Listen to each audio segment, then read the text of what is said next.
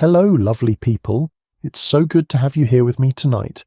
Settle in, get comfortable, pull the blankets up a little closer, or sink a little deeper into wherever you are. Tonight we're going back to the Regency era. That golden, rigidly rule-bound world of morning calls and assembly balls and chaperones hovering at the edges of every room. A world that had an opinion about everything a woman did. What she wore, who she spoke to, how long she held a gentleman's gaze. A world that had a very great deal to say about women and men. But here is the thing that will genuinely surprise you tonight. That same world, that world of etiquette and propriety and finely calibrated social rules, had almost nothing to say about women and women. Not because it was secretly tolerant, not because it was ahead of its time, but because the men who wrote the laws, who designed the social codes, who decided what was permitted and what was catastrophic, those men could not, in their most serious moments of imagination, conceive of what two women might be doing together that would require any legislation at all. They forgot to make it illegal, not out of kindness, out of contempt. And some women, quietly, steadily, and over the course of long and deeply loving lives, walked straight through that gap. I'll be reading your comments later tonight when the house gets quiet. The ones I always find myself going back to are the ones that start with a place and a time. There's something about knowing where you are in the world right now, what hour it is, whether the lights are already dim, or whether you're still working up to it. So tell me where you are tonight, and what time it is there, and if this kind of company is something you'd like to come back to, I'd love it if you subscribed and left a like. Now, dim those lights if you haven't already. Let your shoulders drop. Let whatever's still turning over in your mind slow down just a little. We're going back 200 years to the candlelit drawing rooms and folded letters of Regency England, and we're going to find out what's hiding in plain sight the whole time. It is 1820. A man is standing in a courtroom in London, and he is afraid for his life. The charge against him is sodomy. The Buggery Act, passed in 1533 in the reign of Henry VIII, makes it a capital offence, hanging, for what he is accused of. This was not a theoretical concern. In the early 19th century, men were prosecuted for same-sex acts with genuine regularity. The pillory, prison, execution. The records exist, names and dates and verdicts and crowds. In the decade between 1806 and 1816 alone, more men were executed in England and Wales for sodomy than for murder. Let that land for a moment. Now. In that same year, 1820, a woman in Yorkshire is writing in her diary. She is writing about another woman. She is recording, in careful coded symbols that combine Greek letters and Latin and mathematical signs, the details of a love affair. And she is afraid of no one. Not one law in England applies to her. Not even close. That is the situation you're looking at. The Buggery Act defined its terms around one specific act involving one specific part of the male anatomy. It was written by men who thought about sex in a particular way, a way that involved, always and necessarily, a penis. The act the law described was penetration. The crime was penetration. The prosecution, the evidence, the entire legal architecture, built on the assumption that sex had one shape, and one shape only. Women, in this framework, simply did not exist. Not sexually, not legally, not as people capable of doing anything the law would recognise as needing to be stopped. It is a strange kind of erasure, and it is worth understanding how thoroughly it worked, because the scale of it still takes a moment to absorb. For the entirety of English legal history up to and through the Regency period, female same-sex intimacy was not a subject the law touched at all. The term tribadism appeared occasionally in medical writing, clinical, dismissive, marginal, but it never entered criminal law. There were no trials, no women hauled before a magistrate and charged with loving another woman. None. There was one narrow exception, and it's worth naming precisely because it shows where the actual line was. Women who dressed as men and attempted to formally marry other women did occasionally face charges, but not for loving a woman, for fraud. Because by impersonating a man they had attempted to access legal rights that belonged to men. The crime was the reach, not the feeling. The law cared about property and inheritance and the orderly transfer of wealth. It had no mechanism and apparently no interest in legislating what two women felt for each other. The love itself, the law had nothing to say. And society, Regency society, with all its finely calibrated anxieties about reputation, had filled that legal silence with a word. The word was friendship. It is impossible to overstate how much work that single word was doing in the early 19th century. A romantic friendship between two women was not merely tolerated, it was celebrated. It was held up as evidence of good character. Women who formed deep, devoted, passionate bonds with one another were seen as sensitive, feeling, appropriately feminine. The intensity of the attachment was a feature. It was practically expected. Think about what that meant in practice. Two women could write to each other every day. They could address each other as my dearest and my only one. They could describe physical longing. They could say in plain language that they could not sleep without the other near them. They could declare vows that would look identical to a marriage proposal if written to a man, and nobody would raise an eyebrow. Not because those reading the letters were foolish, though some certainly were, but because the cultural category of romantic friendship provided a frame, a container, a socially legible explanation for everything being witnessed. Women were sentimental, women were emotional, women formed passionate attachments. This was known, this was expected. This was, in the Regency understanding of femininity, a sign of good breeding. There is something genuinely remarkable, and a little darkly funny, about a system this complete. The same assumptions that denied women education, property and political voice became the mechanism through which women could love each other in plain sight. The idea that women were naturally emotional, naturally relational, naturally given to feeling rather than reasoning. That framework, not exactly complementary, became a kind of shelter, which, as unintended consequences go, is a fairly spectacular one. The contempt that said women had no meaningful sexual desire created a world in which women could desire freely. The dismissal that said female love was innocent and inconsequential created the world you're about to enter in which female love was invisible to the people who might otherwise have tried to stop it. It is the kind of irony that history occasionally produces and that requires a moment to fully appreciate. Because the closer you look at it, the more extraordinary it becomes. You have to understand what that legal and social silence actually meant, day to day, for a woman living inside it. It didn't mean she was free in any conventional sense. She still couldn't vote. She couldn't own property in her own name after marriage. Her choices about who she spent time with were shaped at every turn by family expectations and economic dependency, and the ever-present requirement to be marriageable.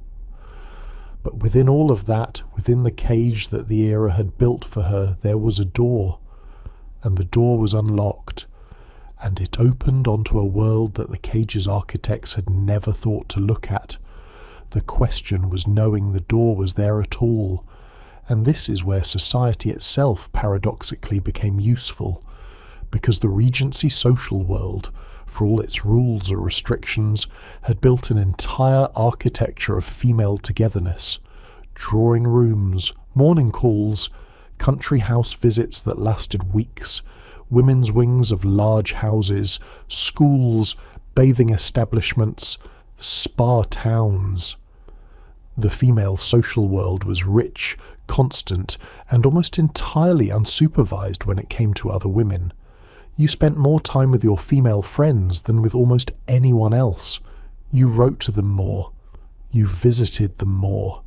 You sat beside them at the pianoforte, walked with them in the garden, shared your room with them when they came to stay, and nobody thought twice about any of it.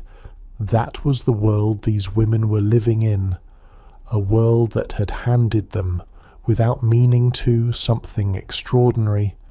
The next question was what they chose to do with it. There is a myth that circulates about this period. You may have encountered it. It goes something like this. And once you hear it, you will understand why historians find it so extraordinary. When the Criminal Law Amendment Act was being revised in the late 19th century, a clause was proposed that would have criminalised sexual acts between women. Queen Victoria, so the story goes, refused to sign it, because she could not believe women did such things. The clause was dropped. Historians have largely concluded this story is not true. There is no solid evidence Victoria had anything to do with it. But what the myth gets right is the general spirit of the thing. Because lawmakers did, repeatedly, choose not to legislate against female same-sex intimacy. Not because they were unaware it existed, but because acknowledging it would have required acknowledging that women had a sexual interior life at all, and that was a door they were not willing to open. There is a peculiar logic to it. To criminalize something, you must first name it. To name it, you must first recognize it as real. And to recognize female desire as real and significant and capable of directing a woman's choices, that would have undermined a very great deal of the social architecture that kept women in their assigned place. So lawmakers looked away, and in looking away they created a space. You should understand, though, that this space was not equally available to everyone. The women who could move most freely through it were, almost without exception, women of means. Wealth bought time.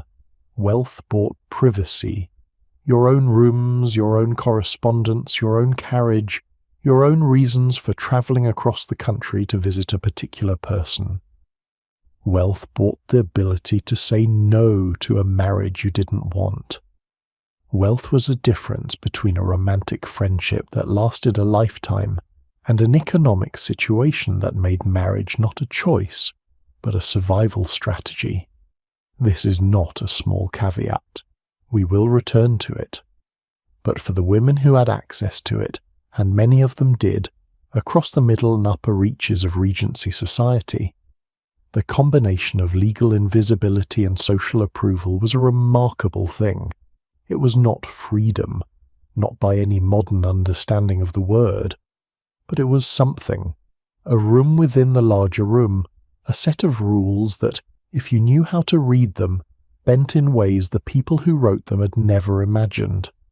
And the women who navigated that space were not passive. They were not simply lucky recipients of a fortunate oversight. They were deliberate. They were strategic.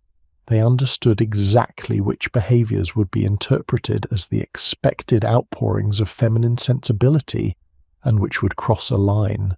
They learned the language. They worked within the framework, and within it they built lives that look from this distance unmistakably like love.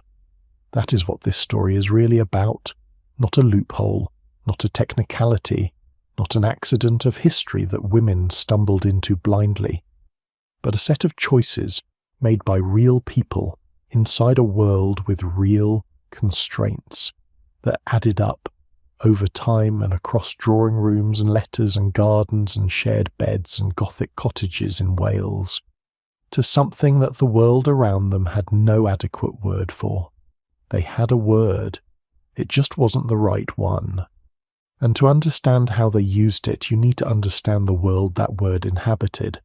The physical world, the social world, the daily world of Regency female life, and all the spaces within it where something else was possible. Picture the drawing room, not a stage set, the actual room inhabited, lived in, hour after hour. In a wealthy Regency household, the drawing room was where women spent most of their waking day. They sewed there, they read there, they received morning callers there, took tea, played the pianoforte, did their correspondence. It was, in almost every practical sense, their world, their professional space and their social arena and their private sanctuary all in one. And it was almost exclusively female. Men had their own spheres, the library, the study, the smoking room, the club, the hunting field. They moved through the house but rarely lingered in the drawing room. A man who spent too much time among the women's activities was considered slightly peculiar. The domestic interior in Regency England belonged to women, and women filled it with each other. You need to sit with that for a moment, because it shapes everything else. The chaperone system, that elaborate machinery of surveillance designed to protect a young woman's reputation, was pointed entirely at men. A young woman could not be alone in a room with an eligible bachelor. She could not receive a letter from him without her mother's knowledge. She could not walk with him unchaperoned, or dance with him more than twice at an assembly ball, or allow him to hold her gaze for too long across a crowded room. Every interaction between a woman and a man was watched, regulated, logged, and judged. But a woman could spend the night in her closest friend's bedroom. She could correspond with her every single day. She could take long private walks with her in the garden, sit with her for hours in a corner of the drawing room, talking in lowered voices, and travel across 3 counties to visit her, all without a single eyebrow being raised by anyone in the household. The chaperone was not watching for this. The chaperone had not been designed to watch for this. And so, in the most heavily surveilled social world in English history, there was a category of intimate human relationship that went almost entirely unobserved. You can call that oversight. You can call it a structural blindness built into the system. You can also call it one of the more spectacular failures of the Regency surveillance apparatus, which, given how thoroughly it monitored everything else, is saying something considerable. The physical spaces mattered as much as the legal ones. Country house visits that lasted 3 weeks. Spa towns, Bath, Cheltenham, Tunbridge Wells, where women gathered for the season and formed friendships that would last decades. Schools and academies where girls boarded together and slept in shared rooms and wrote each other letters the day after they parted. The morning call, which took place between 11 and 3, when married women received female visitors in their sitting rooms while their husbands were elsewhere. The female wing of the large country house, where the mistress's apartments and her friends' guest rooms occupied a separate world from the male quarters. All of this was the architecture of female life in Regency England, and all of it, without exception, created space. Space for conversation, space for correspondence, space for the kind of slow, steady, daily intimacy that requires proximity and time and the absence of witnesses. Society had built that space on the assumption that nothing significant could happen inside it. That assumption was wrong, and the story of how it was wrong is what you are here for. But here is where the story gets more complicated than a simple story about a convenient blind spot. Because the women who moved through these spaces were not operating on pure instinct. They were using a language, a specific, codified, socially recognized language of female affection that had rules of its own and a set of permissions baked into it. And that language is the second part of this story. It had a name. Everyone knew it. No one for a very long time questioned what it was covering. The name was romantic friendship. You may have heard the term before. It did a very great deal of work in this period. In the Regency era, a romantic friendship between two women was not a secret. It was not an underground phenomenon whispered about in drawing rooms. It was a publicly recognized social bond with its own vocabulary, its own rituals, its own place in the literature and correspondence of the time. Women wrote about their romantic friendships openly. They described them to their families. They celebrated them in letters that they knew might be read aloud at the family breakfast table. Because romantic friendship, as the Regency understood it, was not something to be ashamed of. It was something to be proud of. The philosophical roots of the idea went back centuries. The Greek concept of ideal friendship, the Renaissance ideal of the perfect friend, the Romantic era cult of sensibility that held intense emotion to be a sign of a fine and cultivated soul. By the early 19th century, all of these threads had woven together into a settled, cultural understanding that a deep, devoted, passionate bond between two women was not merely acceptable, it was admirable. It was the kind of thing that poets wrote odes to. And the physical expressions that went with it, those were admirable too, which is the moment where, if you are paying close attention, things start to get interesting.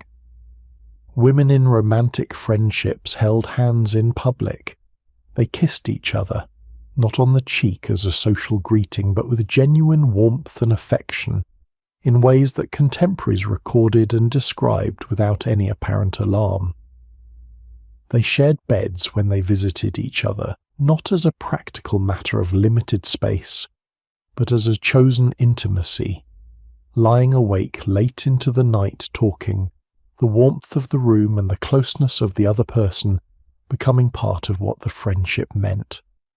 They wrote to each other in language that would have constituted a proposal of marriage if addressed to a man. My dearest, my only one, you're the person without whom my days have no shape. I count the hours until I see you again. Letters like this were written. Letters like this survived. They survived because the people who received them kept them. Not hidden, kept.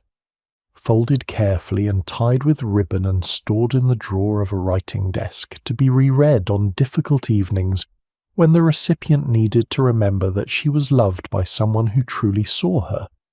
And the families who found those letters years later did not burn them, did not blush over them, read them as touching evidence of a deep and admirable friendship between two fine women, which is either a story about how successfully the romantic friendship framework concealed what it was covering, or a story about how some of those families understood perfectly well what they were looking at and simply chose not to say so. Probably it is both, because the truth is, both things were almost always happening at once.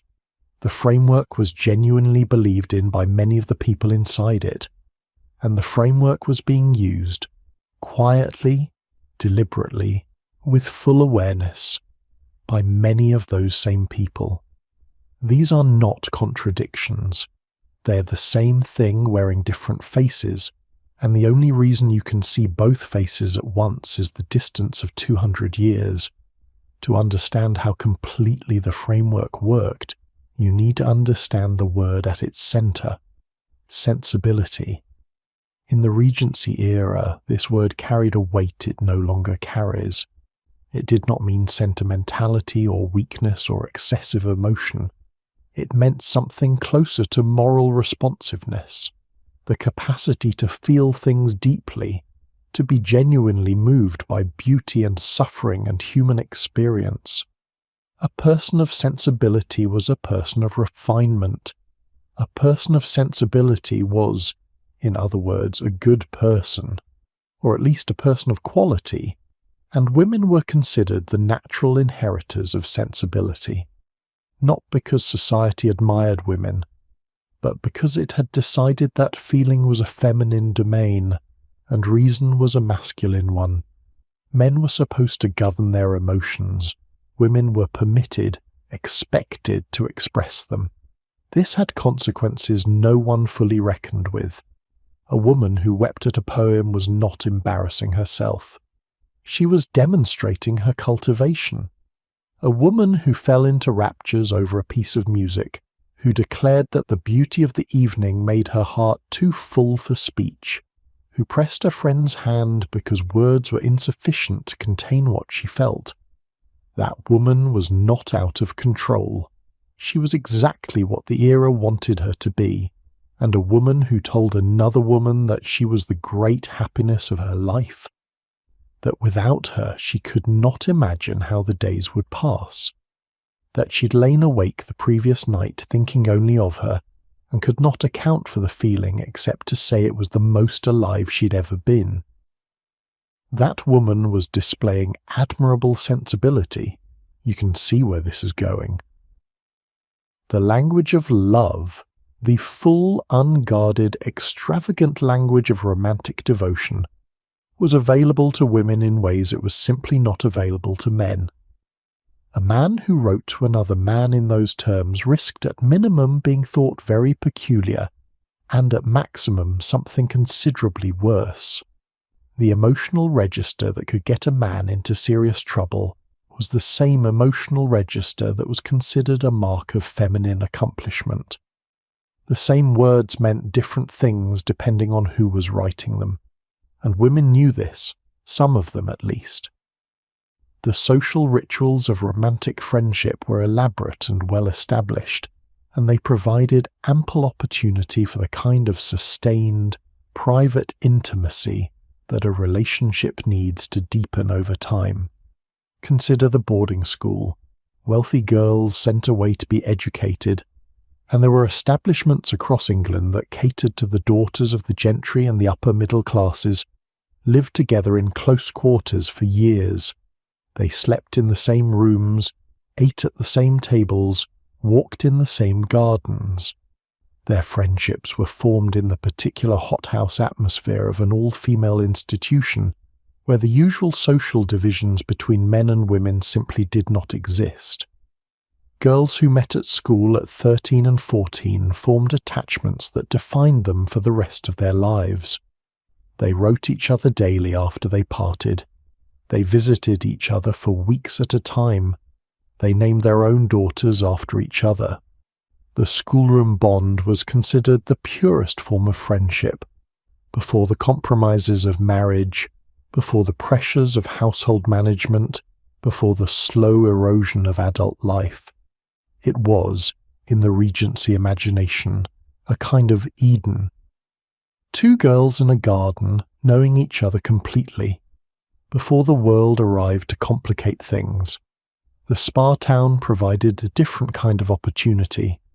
Bath, in the early 19th century, was not primarily a place people went to get well.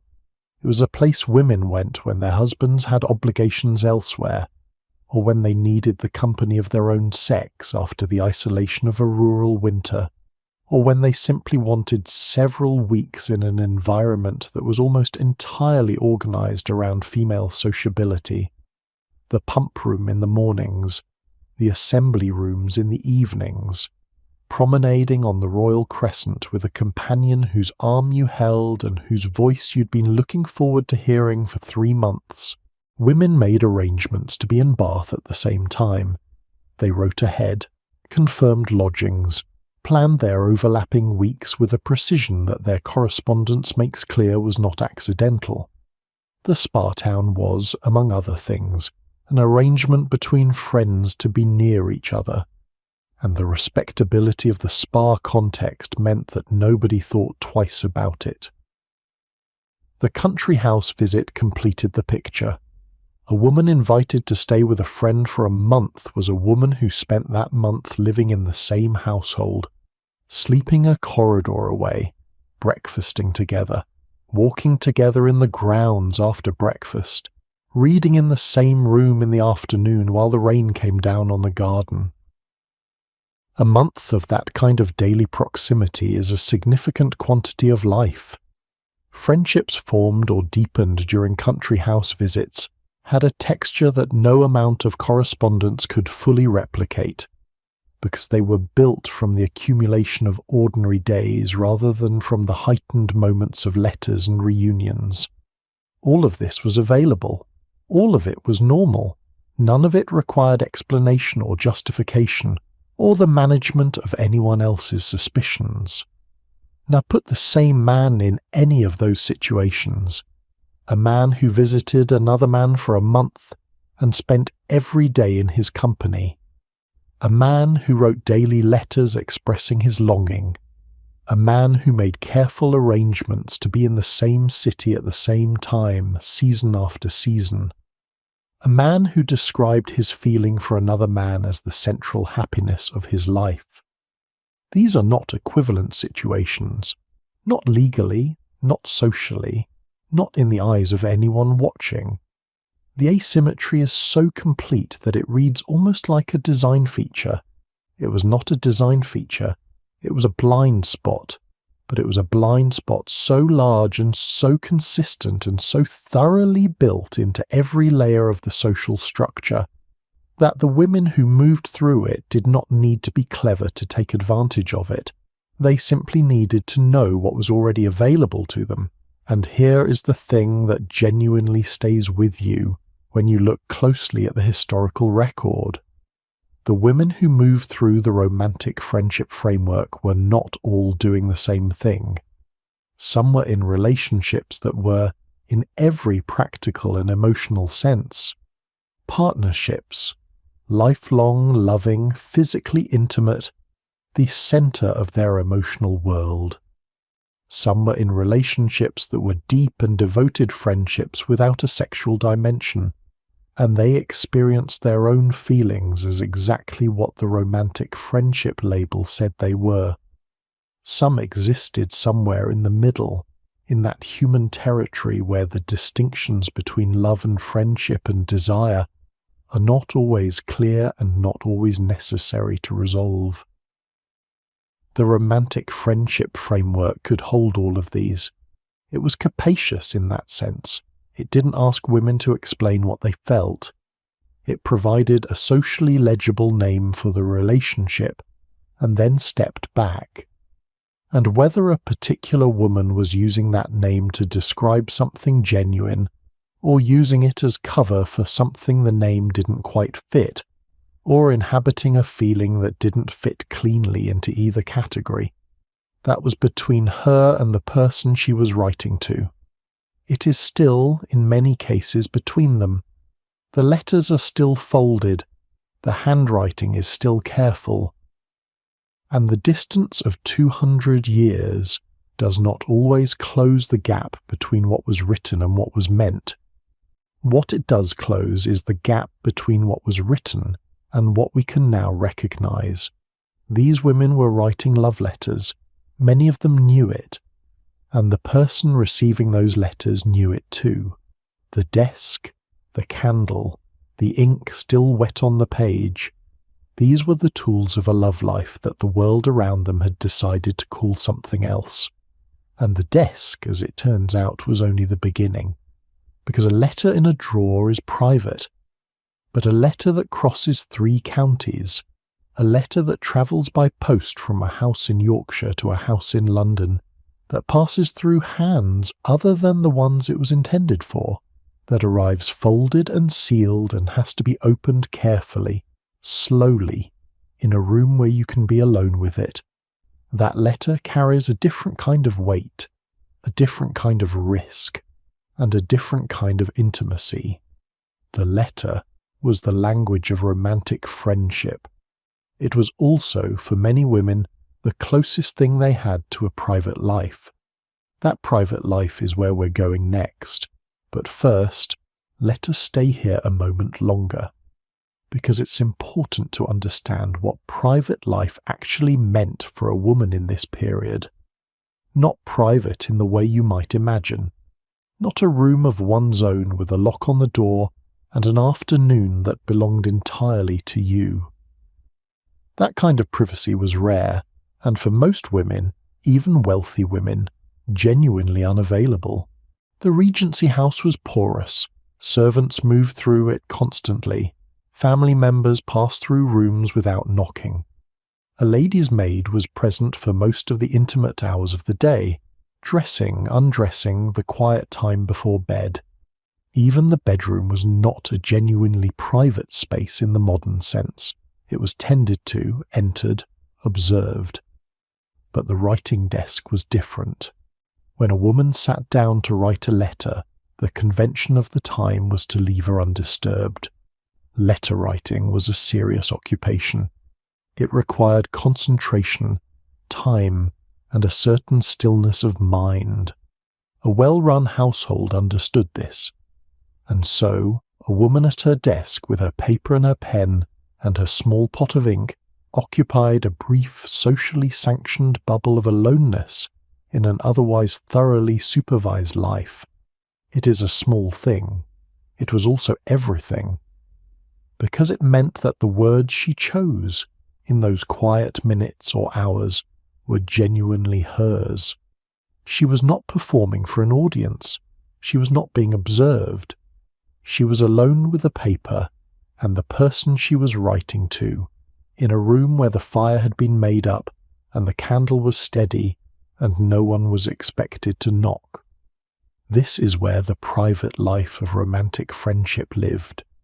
Not in the boldness of a declaration at a party, not in the shared look across a crowded room, in the careful, deliberate, intimate act of writing to someone at a distance, of choosing the right word for what you felt, of trusting that the person at the other end of the post road would receive what you meant, along with what you wrote. Regency women understood the letter in a way we have mostly lost. They understood that a letter is an act of faith. You commit something true to paper. You fold it. You seal it. You give it to someone else to carry to someone else to carry to the person you are thinking of. And somewhere in that chain of hands the words travel and arrive and are read slowly, privately, in a room where no one else is present. That is the private life. Not hidden, exactly. Conducted entirely within the rules of what was permitted, and yet as intimate, as close, as particular as anything that happened behind a closed door. Now, I want you to go there with me. The house is quiet. It is somewhere between 10 in the evening and midnight. The fire in the grate has been built up for the night and is settling now into a steady orange warmth. The room smells of beeswax and something faintly floral, the dried lavender tucked between the papers in the drawer. You're sitting at a small writing desk near the window. The candle to your left throws a pool of warm light across the surface. Outside the glass, the night is completely dark. There is no moon tonight, or it has not yet risen. There is nothing to see through that window except your own reflection, faint and wavering in the candlelight. You've been meaning to write this letter for 3 days. The paper is already positioned. The quill has been cut and dipped. You've been sitting here for several minutes doing nothing, which is not quite nothing. It is the particular stillness that comes before committing something to words you cannot unsay. Because you know what you want to write. You have known for a long time. The feeling has been there for months, patient and steady, like something that has decided to wait for you to catch up with it. And you have finally arrived, here, at this desk, on this evening, with the fire warm behind you and the house asleep around you. You have arrived. You begin with her name. Not her formal name, Her name as you say it when the two of you are alone. The name that means you are speaking to her specifically and not to anyone else on earth. The words that come after are ordinary words. The language of the time had no special vocabulary for this. No private code that only the two of you know. Not yet, not in most cases. You write in the same language everyone uses. You write of how the week has passed, of the weather, of a small thing you saw in the garden that made you think of her.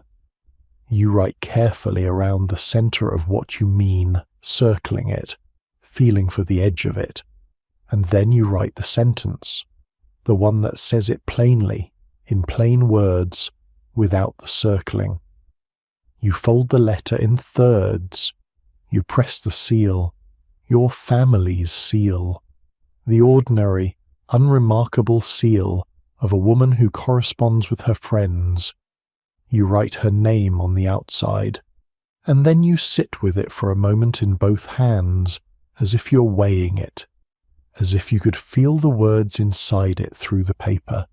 In the morning, you will give it to the footman for the post.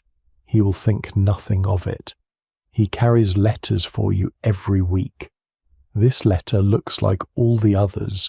It is sealed like all the others. It will travel like all the others, but you know what is inside it, and somewhere on the other side of the post road she will know too. This is how it was done. Not in secret, not in hiding, in plain sight through channels that no one thought to question, using a language that the world around you had already agreed to misread. The crossing technique was a practical matter that had its own kind of beauty. When paper was expensive, and it was, women wrote across the full length of the page and then turned it 90 degrees and wrote again, the two layers of handwriting crossing each other in a grid of ink. It was legible to the recipient, who had the patience and the practice to read it.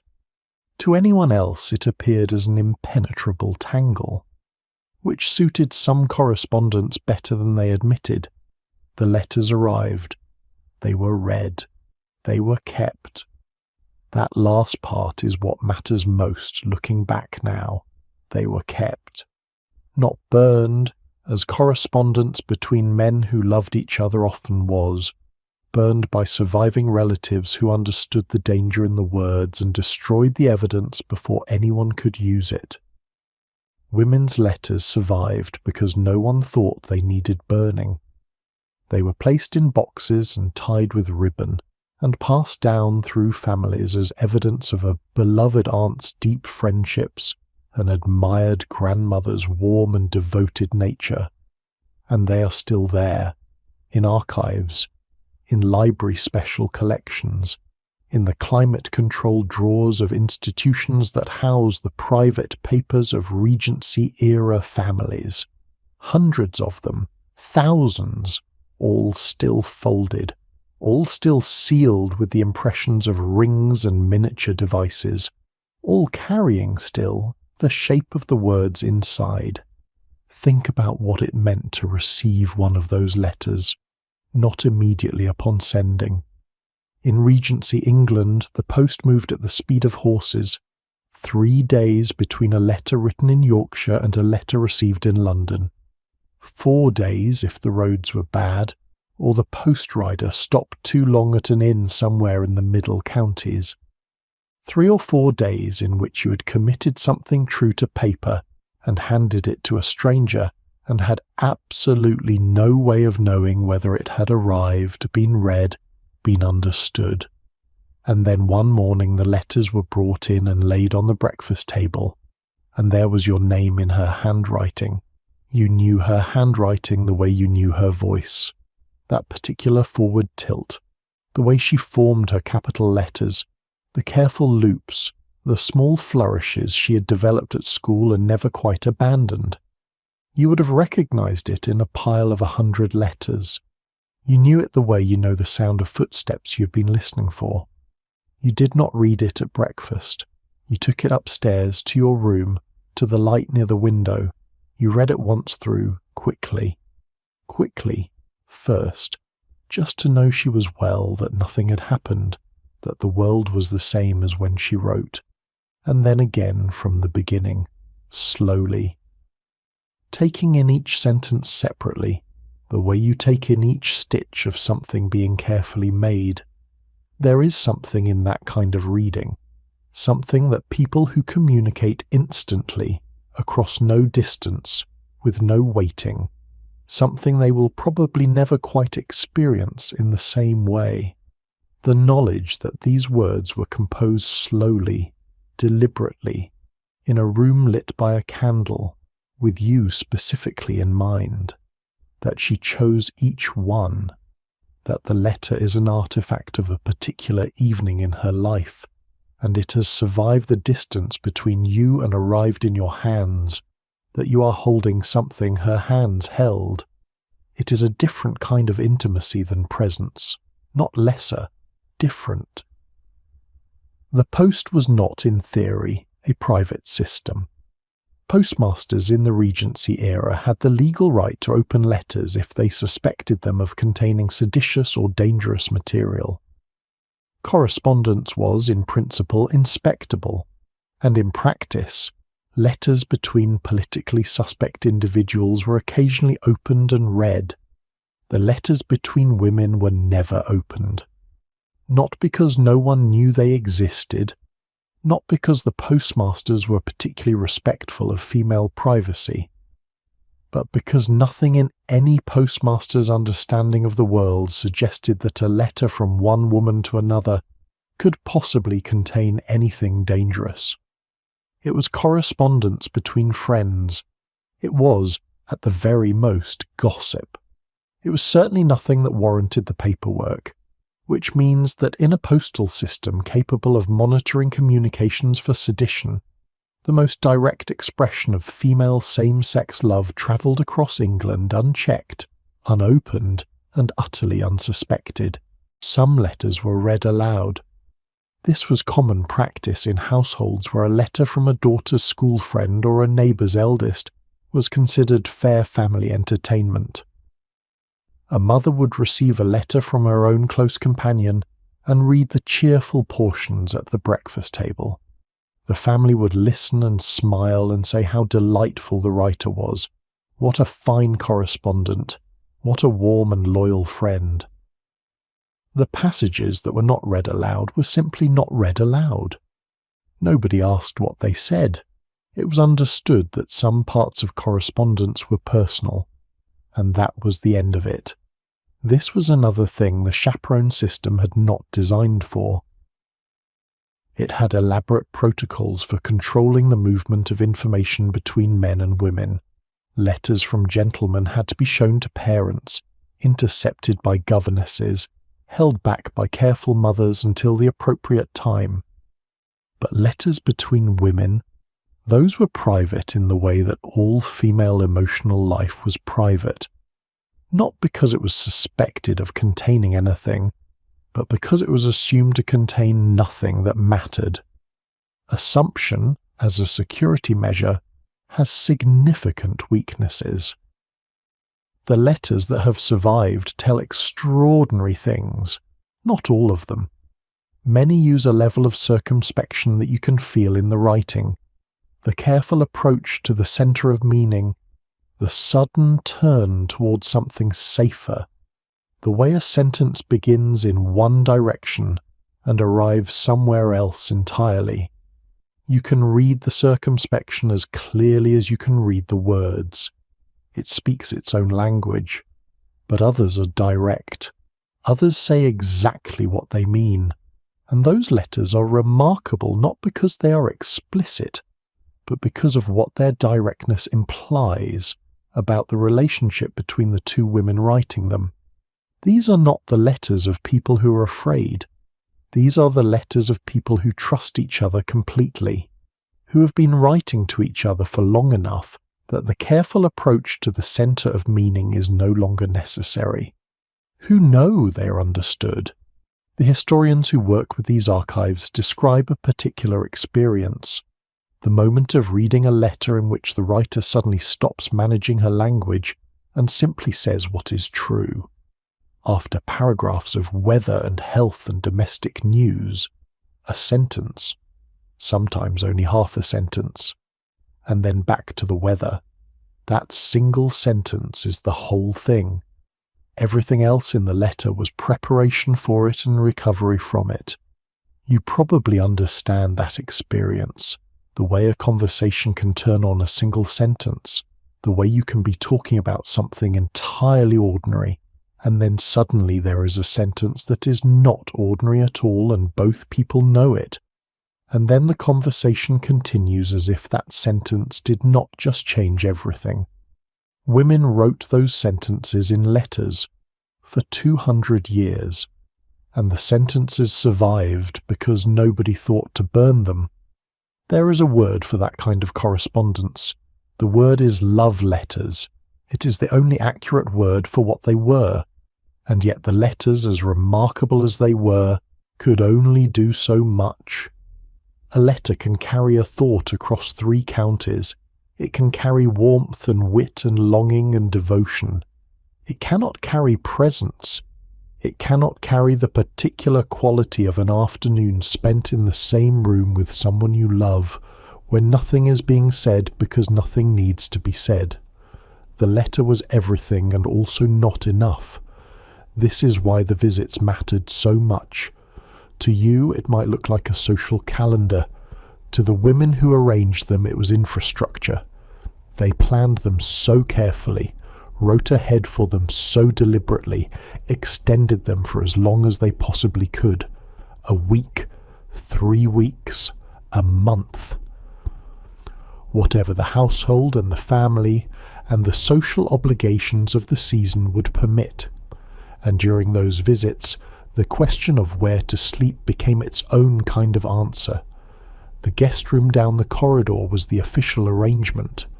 The official arrangement was not always the actual one, and the bed, as a physical space, had its own set of rules, or rather a set of conventions, so ordinary, so practical, so entirely unremarkable in the context of Regency domestic life, that what happened within them required no explanation to anyone. 2 women sleeping in the same bed.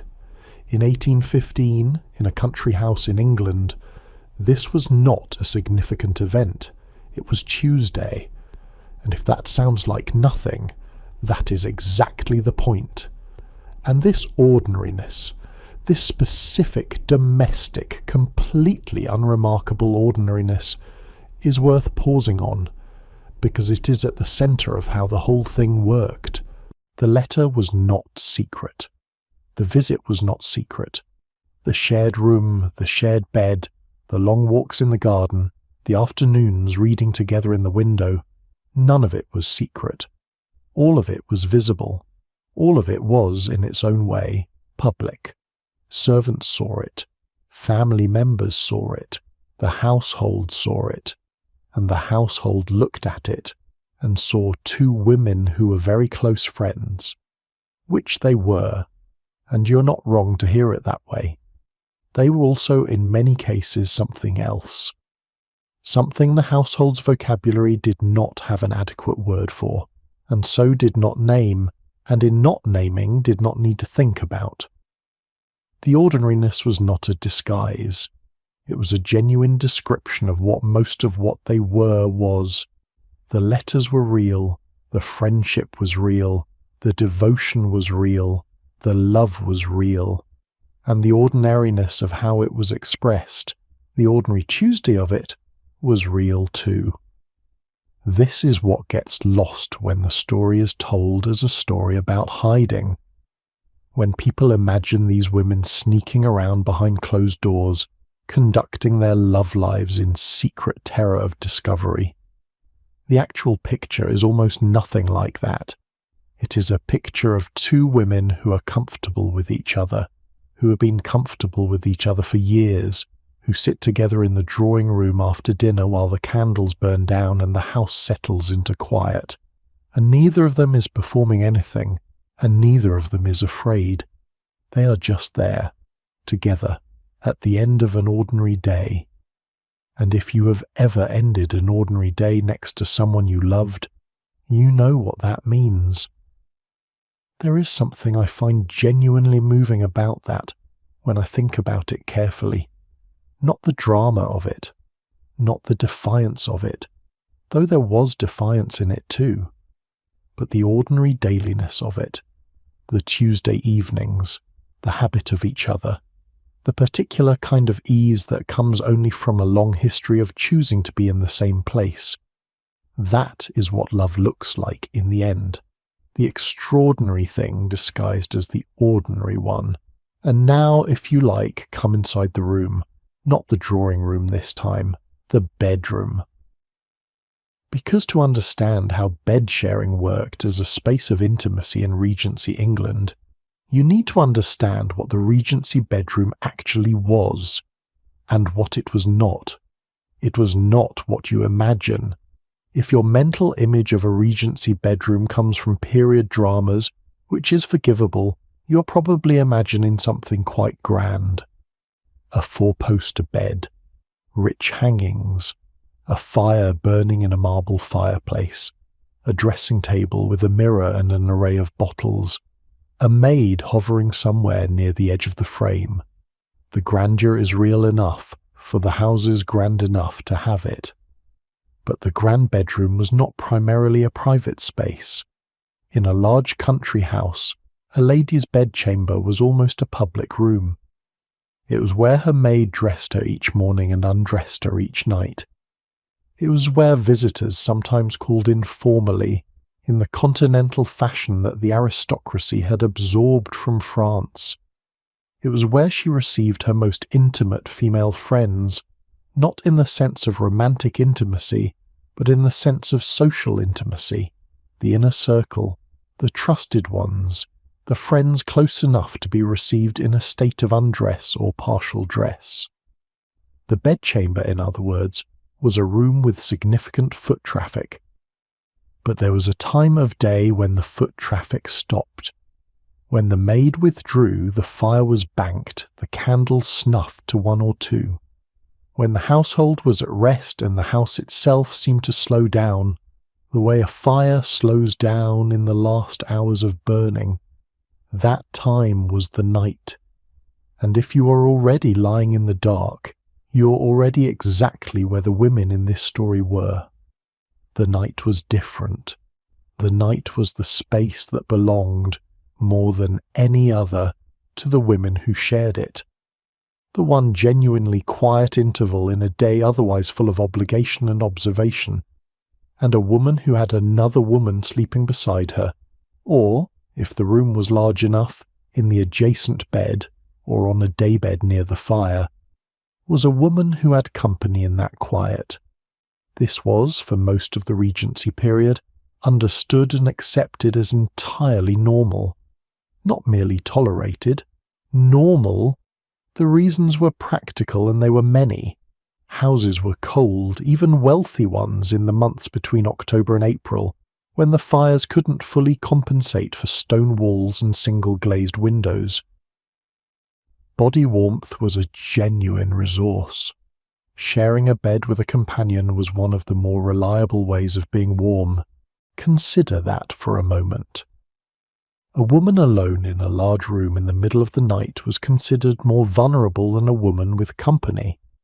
The presence of another person, even a sleeping one, was reassuring in a way that had nothing to do with romance and everything to do with the practical reality of living in a world that was not always safe.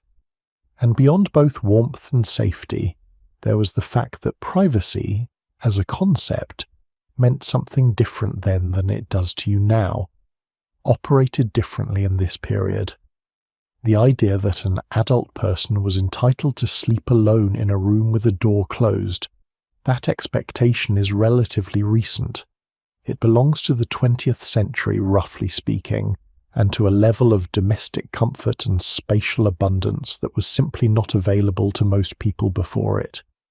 Even in wealthy households, guests shared rooms. Even in comfortable households, sisters shared beds. The idea that sleeping beside another person was automatically intimate in a charged way, that idea had not yet fully formed. which meant that the intimacy that was there, the genuine intimacy, the warmth that was not only about temperature, the closeness that was not only about proximity, existed in a space where no one was watching for it. Let's look at the architecture more carefully, because the physical structure of the Regency house was not an accidental backdrop to this story. It was an active participant in it. A large Regency country house was not a single undivided space. It was a collection of territories, each with its own occupants, its own rules, its own traffic patterns through the day. The public rooms, the drawing room, the dining room, the library, were shared between men and women at prescribed times. But the private rooms, the rooms that made up the daily interior life of the household, were divided along lines that followed gender almost exactly. The master's study, the gun room, the billiard room, the cellars, the stable yard. These were male spaces, and women moved through them only on specific occasions.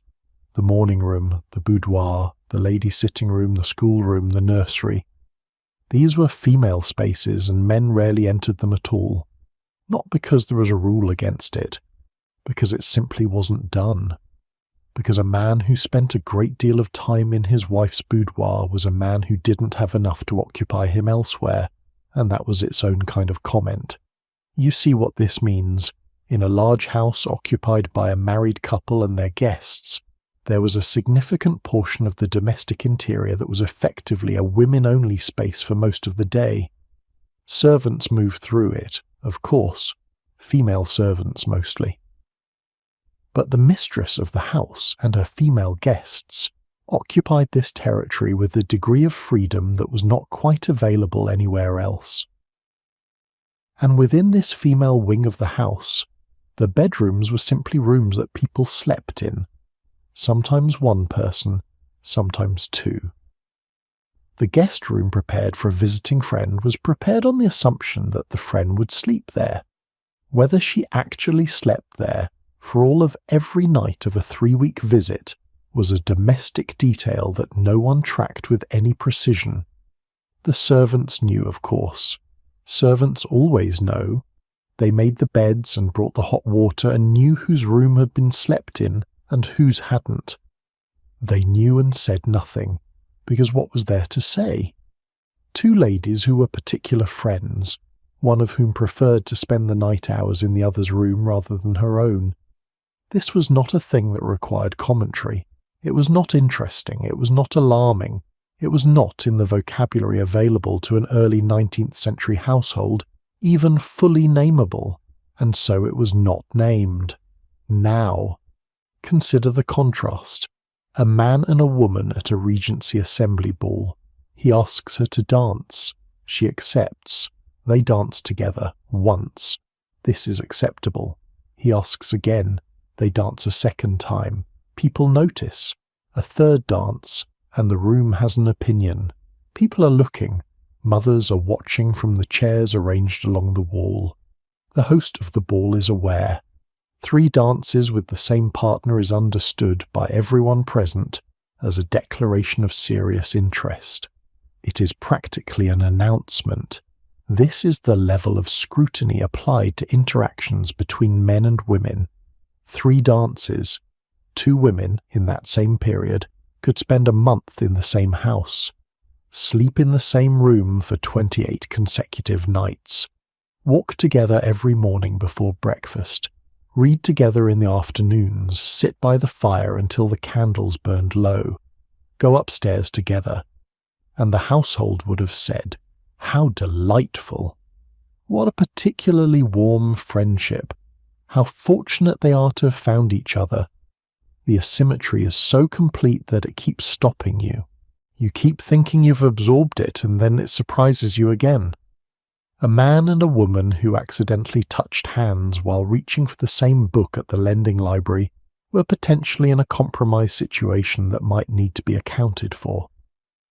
2 women who had been sharing a bed for a month were friends. Warm, devoted, admirably affectionate friends. The humour of it. if that is the right word for something this absurd, is that it required no effort at all on the part of the women involved. They didn't have to be clever. They didn't have to construct an alibi or manage an explanation or arrange things carefully so that nobody would look too closely. The looking too closely was simply not happening.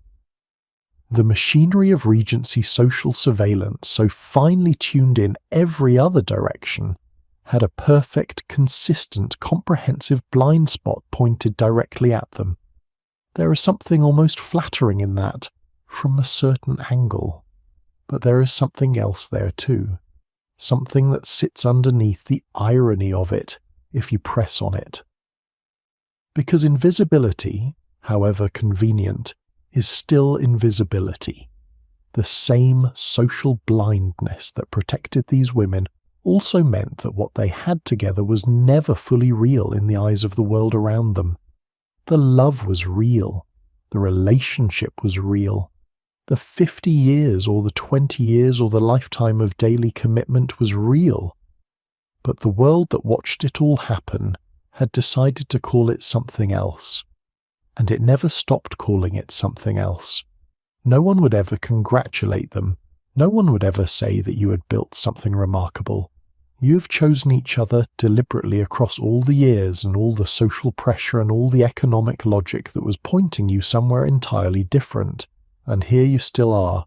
No one said that. The world said they were good friends. What good friends? And the women who heard this, who spent decades hearing this, who built entire lives inside this description that was both accurate and completely wrong, lived with a particular kind of silence at the centre of what they were, a silence that was protective and lonely in the same breath, a silence that said, "You exist, but not by any name the world will give you." Some women accepted that silence, made peace with it. There's nothing wrong with that. You work with what you are given, understood the terms on offer, and took what was available and found that what was available, all things considered, was quite a lot. And then there were the women who didn't want silence, who didn't want the world's polite blindness or its generous misreading, who wanted something more legible than that, who wanted, if not the word, then at least the shape of the thing, a house, a door with both their names behind it, a life that looked, from the outside, unmistakably like what it was inside. Those women existed too. And the story of two of them is one of the strangier, more extraordinary stories you will hear tonight. Two of them fled Ireland in the middle of the night, dressed as men, with a dog named Fiddler, and no clear plan beyond getting as far as possible from the lives their families had arranged for them. They made it. Their names were Eleanor Butler and Sarah Ponsonby. They were Irish, aristocratic, and in the late 1770s in serious trouble. Eleanor was the older of the two. Born in 1739, she was the daughter of a Kilkenny Castle family, ancient Catholic Anglo-Irish. By the standards of her family's expectations, she should have been long since married or placed in a convent. She was neither. She'd refused several proposals which had not endeared her to her relatives. She was intelligent, opinionated, deeply attached to books and learning and languages, and deeply attached to a younger woman named Sarah Ponsonby, whom she'd met when Sarah was still a schoolgirl and Eleanor was already 21. Sarah was 17 years younger. She was orphaned young and raised by a guardian family. By the time Sarah was in her late teens, the eldest son had become a problem, the kind that a young woman with no money and nowhere else to go could not easily address. Sarah's situation was precarious in a way that Eleanor's simply was not, and Eleanor understood this. In the spring of 1778, the two of them decided they had had enough.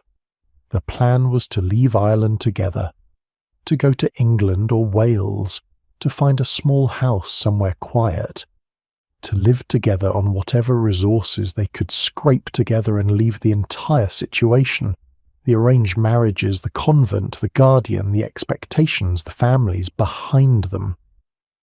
It was not an elaborate plan. It was essentially just one word. Go. Go now. Don't wait for a better moment, because there will not be a better moment.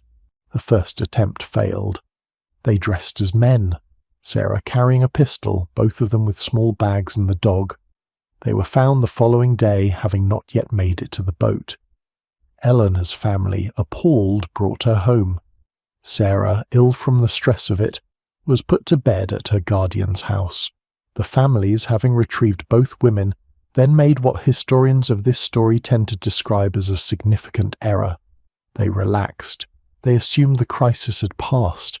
They assumed the two women, separated and reunited with their respective households, would accept the situation.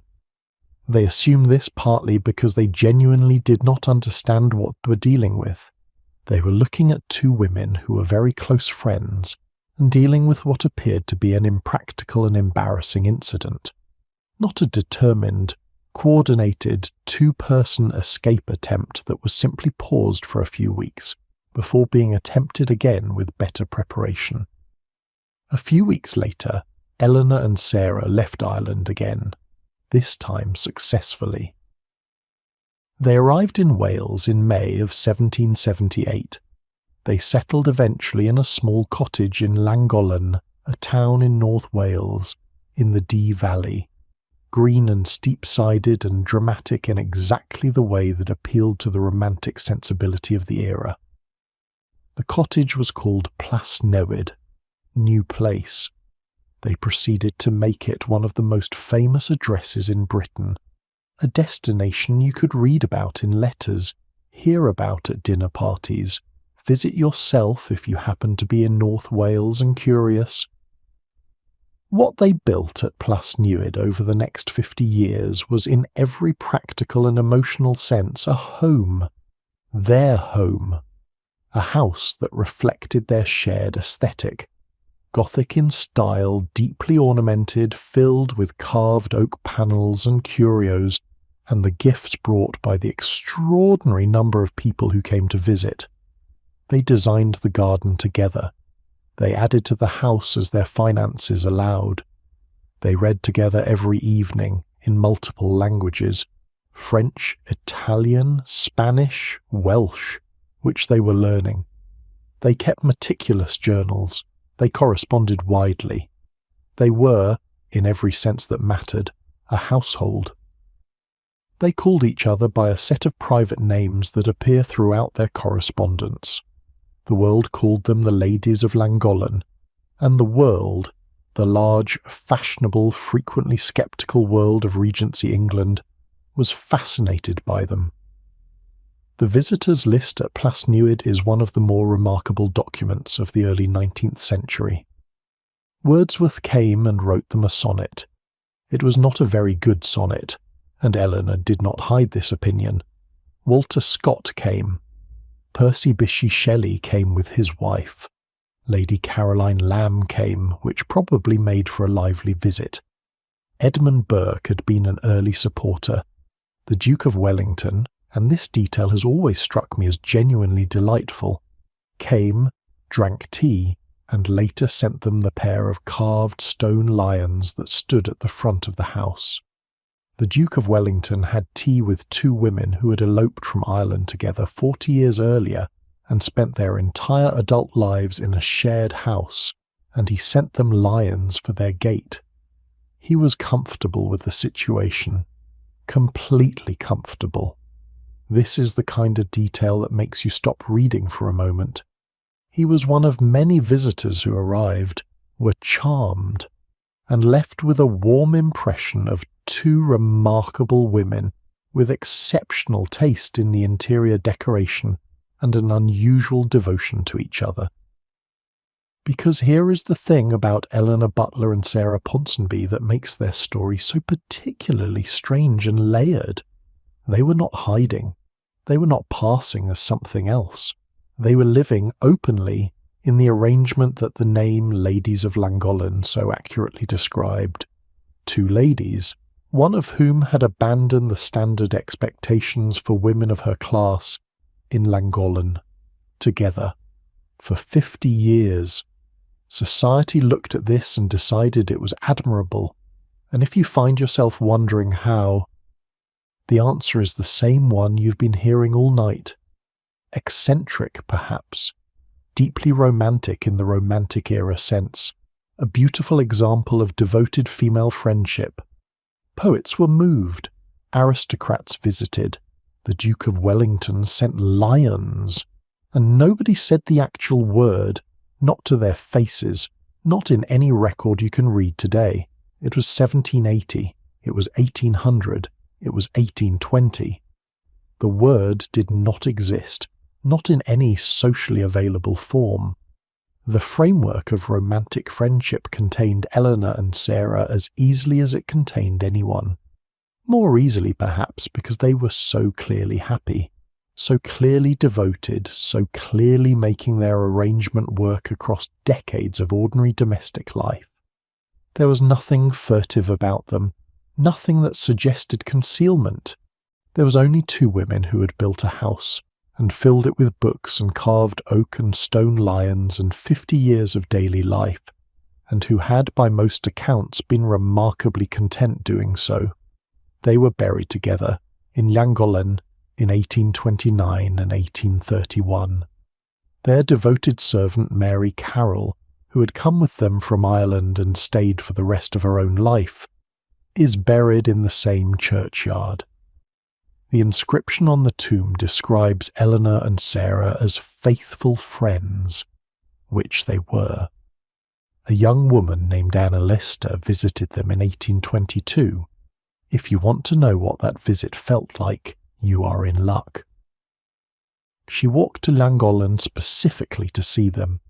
She was 21 years old and keeping a diary and a code she had invented herself, and she'd heard about the Ladies of Llangollen, and she wanted to see what two women who had simply chosen each other actually looked like, in practice, in a house, in the world.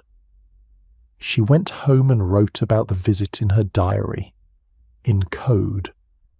What she saw there changed something in her, even if you would not know it from the surface, and then she started planning how to do the same thing herself.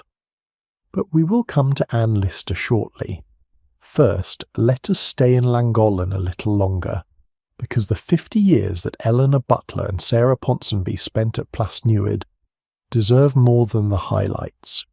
They deserve the ordinary days, the texture of a life built slowly, season by season, in a Gothic cottage in North Wales.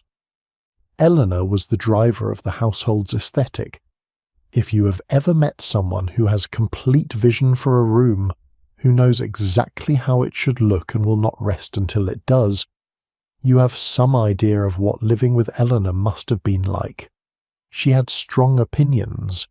This will surprise no one who has read 2 sentences of her biography, and she expressed them in oak. Over the years, she became obsessed with carved woodwork, acquiring old panels and installing new ones, filling every wall and corner of Plasnewid with elaborate decoration until the interior of the cottage looked, by the accounts of everyone who visited, like something between a medieval chapel and a romantic fantasy.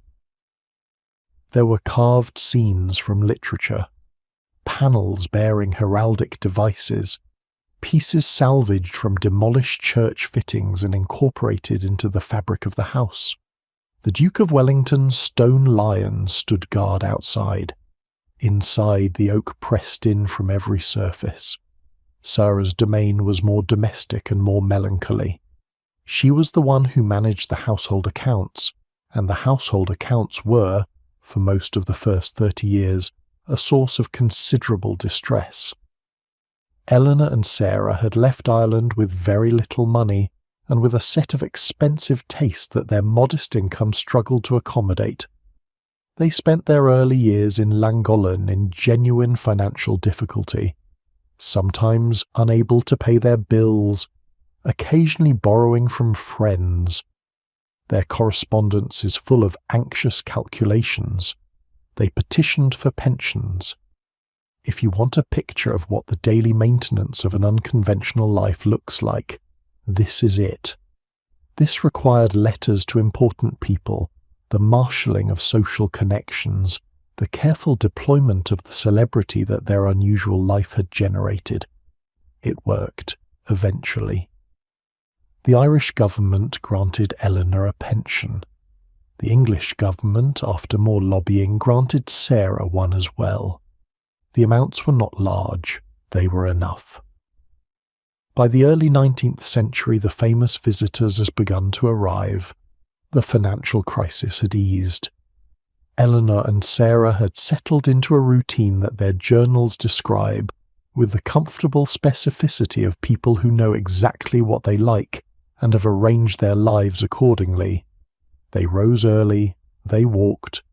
Eleanor was a serious walker in a period when serious walking was a romantic virtue, and she kept records of her distances in the way that other people kept accounts. They worked in the garden, which Sarah managed with particular care. They read together in the evenings, in French and in English, and as they progressed, in Welsh. They kept a record of every book. They logged the weather every morning. They knew every bird in the garden by name.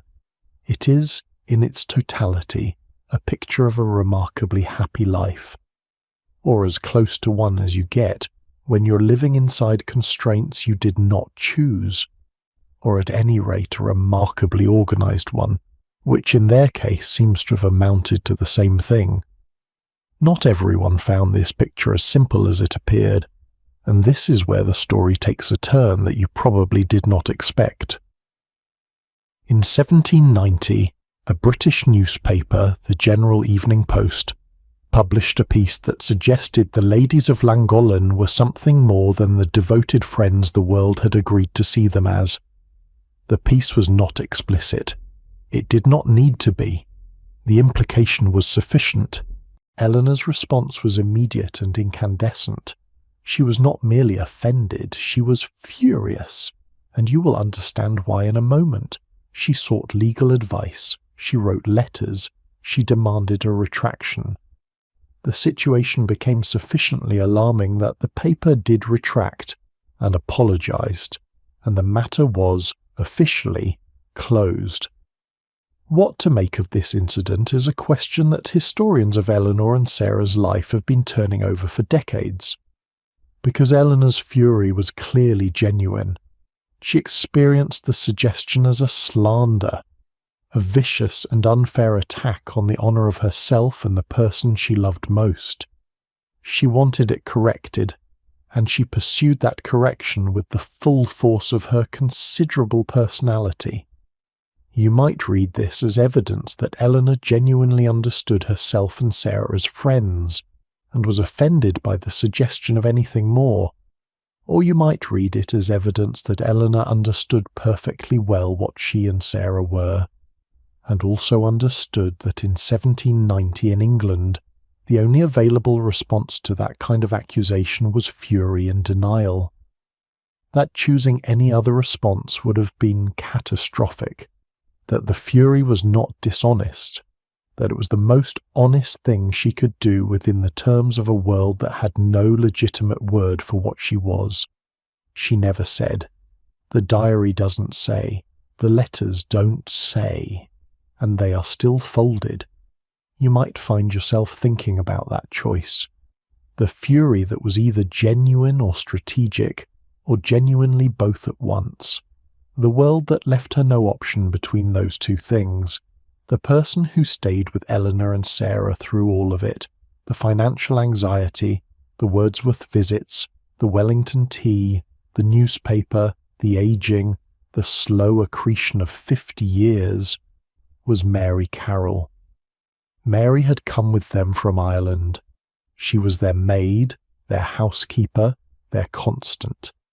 She cooked their meals and tended their fire and managed their household and knew them, day in and day out, across all the decades they were at Plas Newydd. When visitors arrived, it was Mary who opened the door. When the household ran short, it was Mary who made the accounts work. When one or the other was ill, it was Mary who sat up. She died in 1809, having been with them for more than 30 years. Eleanor's journal in the weeks after Mary's death is barely legible with grief. Sarah's is the same. They wrote of her as a person without whom the house was a different house, as someone who was not a servant in the functional way that word implies, but a presence, a necessary presence, in the structure of everything they were. She is buried in the churchyard at Llangollen. Her grave is near theirs. The inscription does not say devoted servant, in the dismissive way that phrase is sometimes used. It says something closer to what she was. This is the part of the story that tends to stay with people, not the elopement, not the celebrity visitors, the servant who came from Ireland and never left, who is buried in the same churchyard, whose inscription says what it needed to say. By the time Anne Lister walked to Llangollen in 1822, Eleanor Butler was 83 years old, and Sarah Ponsonby was 66. They had been at Plas Newydd for 44 years. The house was complete, in the sense that a house people have spent decades filling with the objects of their shared life becomes complete. The garden was established. The carved oak was everywhere. The stone lion stood at the gate. Anne arrived on foot. This was characteristic.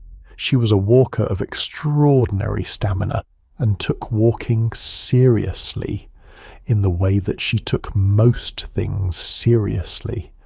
She was 31 years old and employed at the time in managing her family's estate in Yorkshire, Shibden Hall. She had a romantic life that was complicated and painful and written in close detail in a diary that no one who wasn't intended to read it could have deciphered. She had heard about the Ladies of Llangollen from multiple sources. In the coded portions of her diary, she had written about them with something like recognition. Two women who had built a life together, who had managed to sustain it across decades in a house, in public, without concealment and without catastrophe. She wanted to see them, and if you had been there watching her walk up to that gate past the stone lions, you would have understood exactly why. Eleanor was frail by then, not the fierce young woman you might picture from the Ireland escape, but older now, quieter. Sarah was warmer to the visitor, and it was Sarah who spoke with Anne at any length about the life they had built, and how they had come to be where they were. The visit was not long. Anne did not stay overnight. She observed the house, the garden, the two elderly women in their distinctive matching outfits, tall hats, dark riding clothes, the male-coded dress they had worn for 40 years and which nobody in Llangollen had remarked on since 1790, and she left. That evening she wrote about the visit in her diary. In code, she wrote about what she had seen, not with the gushing admiration that most visitors produced, but with a particular quiet attention, the note of someone who is not simply admiring, but is taking inventory. What does this look like? How was it done? What is the texture of a life like this in practice, in a house, in the 44th year of it?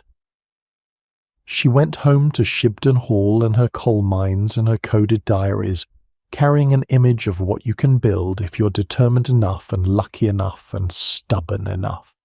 And she did, in the end, build something like what she had seen in Llangollen, though not without a great deal of difficulty, and not without a great deal of writing it all down.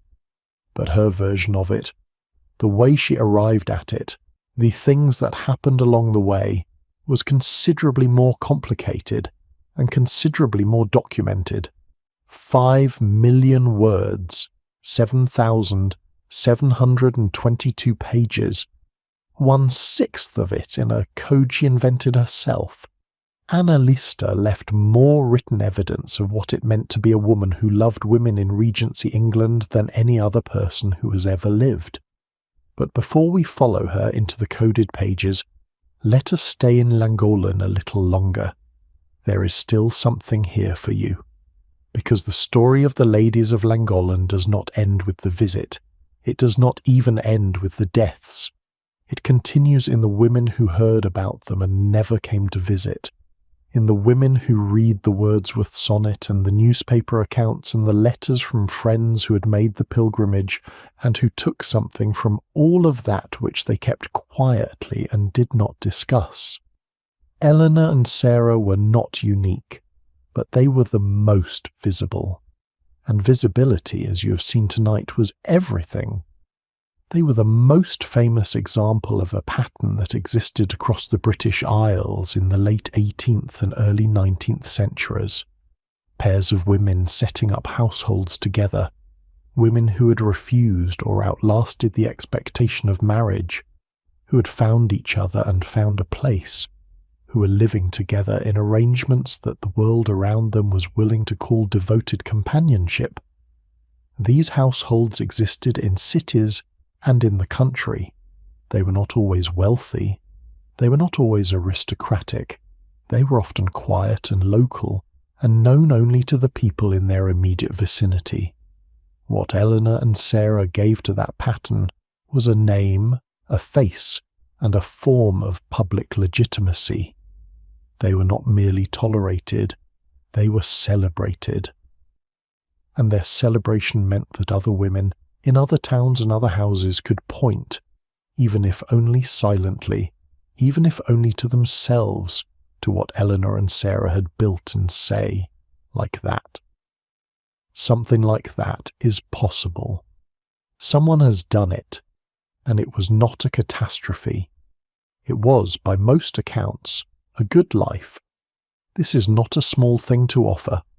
In a world that did not have the language for what you are, a visible example of someone who has found a way to be what you are is not merely inspiring. It is sometimes the first evidence that what you are is a real thing, that it exists in the world and not only inside you. Eleanor and Sarah existed in the world, visibly, for 50 years. After Eleanor died in 1829 and Sarah died in 1831, Plasnewid passed through various hands. The carved oak interior, which Eleanor had spent decades building, was gradually dispersed, panels removed, pieces sold. The extraordinary accumulation of a lifetime's aesthetic obsession slowly dismantled. The garden changed. The house was altered. What remains now is preserved. Plasnewid is a heritage site. Visitors go there. They walk the rooms and the garden and they see what can be reconstructed of what Eleanor and Sarah built. The stone lions, some of the carved woodwork, the layout of a house that two women designed together across 5 decades. The guide will tell you they were devoted companions. The word companions is still doing a great deal of work 200 years later. But the house is still there. The churchyard is still there. Mary Carroll's grave is near theirs, in the quiet way that things that were true tend to persist, even when the language used to describe them keeps changing. The pattern the ladies established, 2 women, 1 house, 1 life, a visible and sustainable arrangement, did not disappear with them. It shifted into the Victorian era under a different name. In America, the phrase Boston marriage emerged in the second half of the 19th century to describe exactly the kind of household Eleanor and Sarah had built in Wales. 2 women living together, economically independent, socially established, choosing each other as the primary relationship of their adult lives. The Boston marriage was the next chapter of the same story, different country, different era, same fundamental architecture, and the women who built those arrangements, on both sides of the Atlantic, across the Regency and into the Victorian period, owed something to Eleanor and Sarah, a proof of concept, a visible precedent. provided by two Irish women who had dressed as men in 1778, caught a boat to Wales with a small dog and refused to go back. 50 years of ordinary days. That is what they built. Not a grand gesture, not a single dramatic act of defiance. 50 years of walking together in the morning, reading together in the evening, logging the weather, knowing the birds, feeding the fire, sleeping in the same house, choosing every single day, without announcement or ceremony, to still be there. That is, when you look at it directly, a remarkable thing. Anne Lister was 31 when she walked to Llangollen and saw what 44 years of it looked like. She went home with her notes in code and her plans in her head, and the image of two white-haired women in matching dark hats sitting in a room full of carved oak, with stone lions at the gate. She understood what she'd seen. She wrote about it. In code.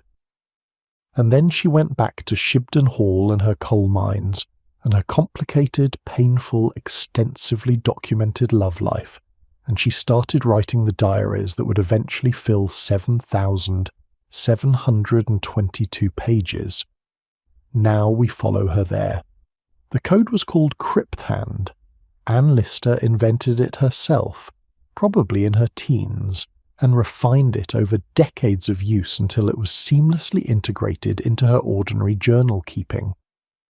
On a page of her diary, most of the text would be legible, written in English, recording the day's activities, the weather, the accounts of the estate, conversations with neighbours, and then, woven into that legible text, passages in Crypt, Greek letters and Latin characters and mathematical symbols and the signs of the zodiac, written without spaces between words, forming a continuous stream of marks that no one who came across the diary could interpret.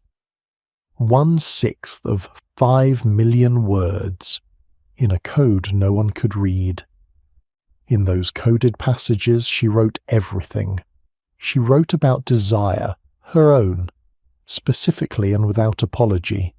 She wrote about the women she loved, and the women she wanted, and the women she was uncertain about. She wrote about what happened between her and those women in terms that are, when decoded, completely clear and leave nothing to inference.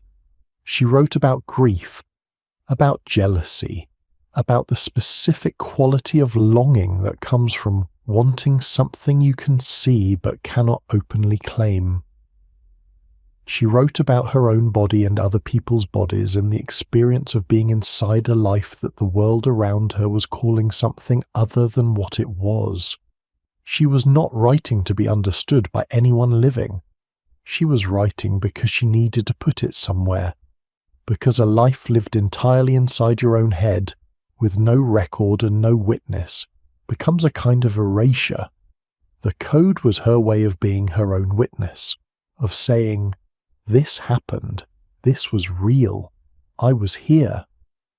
On the surface, the legible surface, the surface anyone could read, Anne Lister was a competent and somewhat eccentric Yorkshire landowner.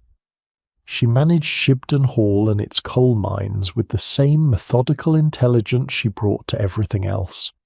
She was known in Halifax as capable, and perhaps a little difficult. She wore black, almost exclusively. This was unusual for a woman of her era and was remarked on. She called it her colour. The Halifax locals called her Gentleman Jack, and the name suited her in a way she understood and largely appreciated. She walked extraordinary distances. 20 miles in a day was not unusual for her. 30 sometimes. She climbed mountains in Scotland and the Alps and the Pyrenees, at a time when women were not generally expected to climb mountains in the Alps and the Pyrenees. She travelled to Russia and to the Caucasus, conducting business and managing her affairs, and writing it all down in her journal in the mixture of English and Crypt that was, by the 1830s, as natural to her as breathing. She was by any measure a formidable person, the kind you do not forget. She was also, for most of her adult life, in the grip of a love that did not resolve cleanly and never would. Her name was Mariana Belcombe.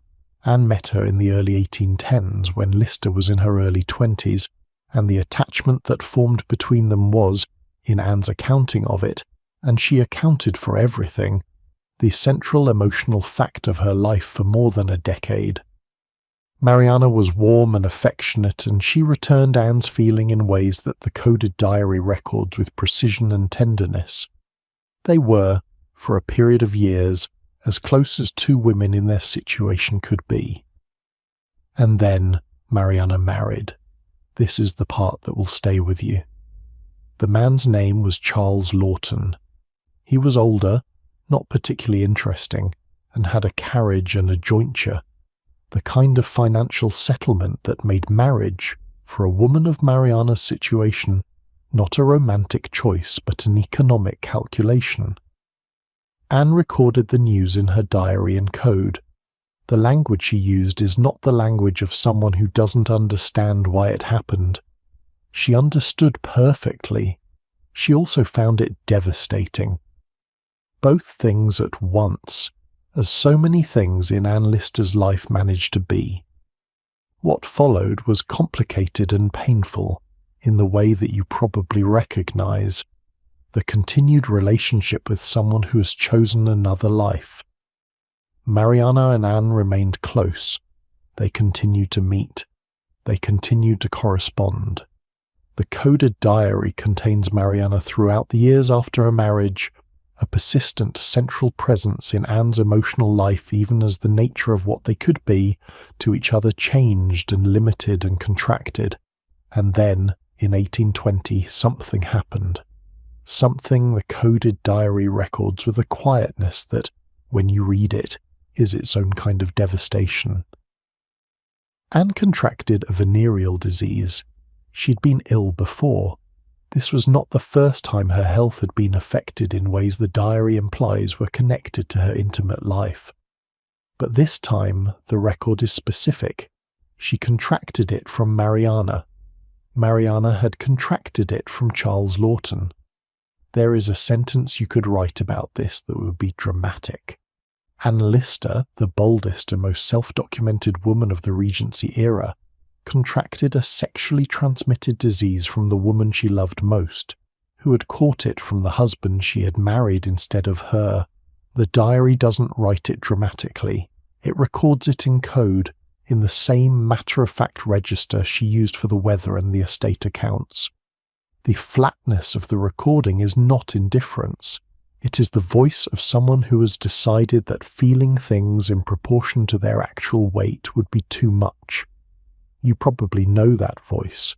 Most people do at some point, who has developed, over years of exactly this kind of experience, a certain calibration. She was 31 when she walked to Llangollen. She'd already been carrying all of this for a decade. When you carry something that long, you stop calling it a weight and start calling it just the way things are.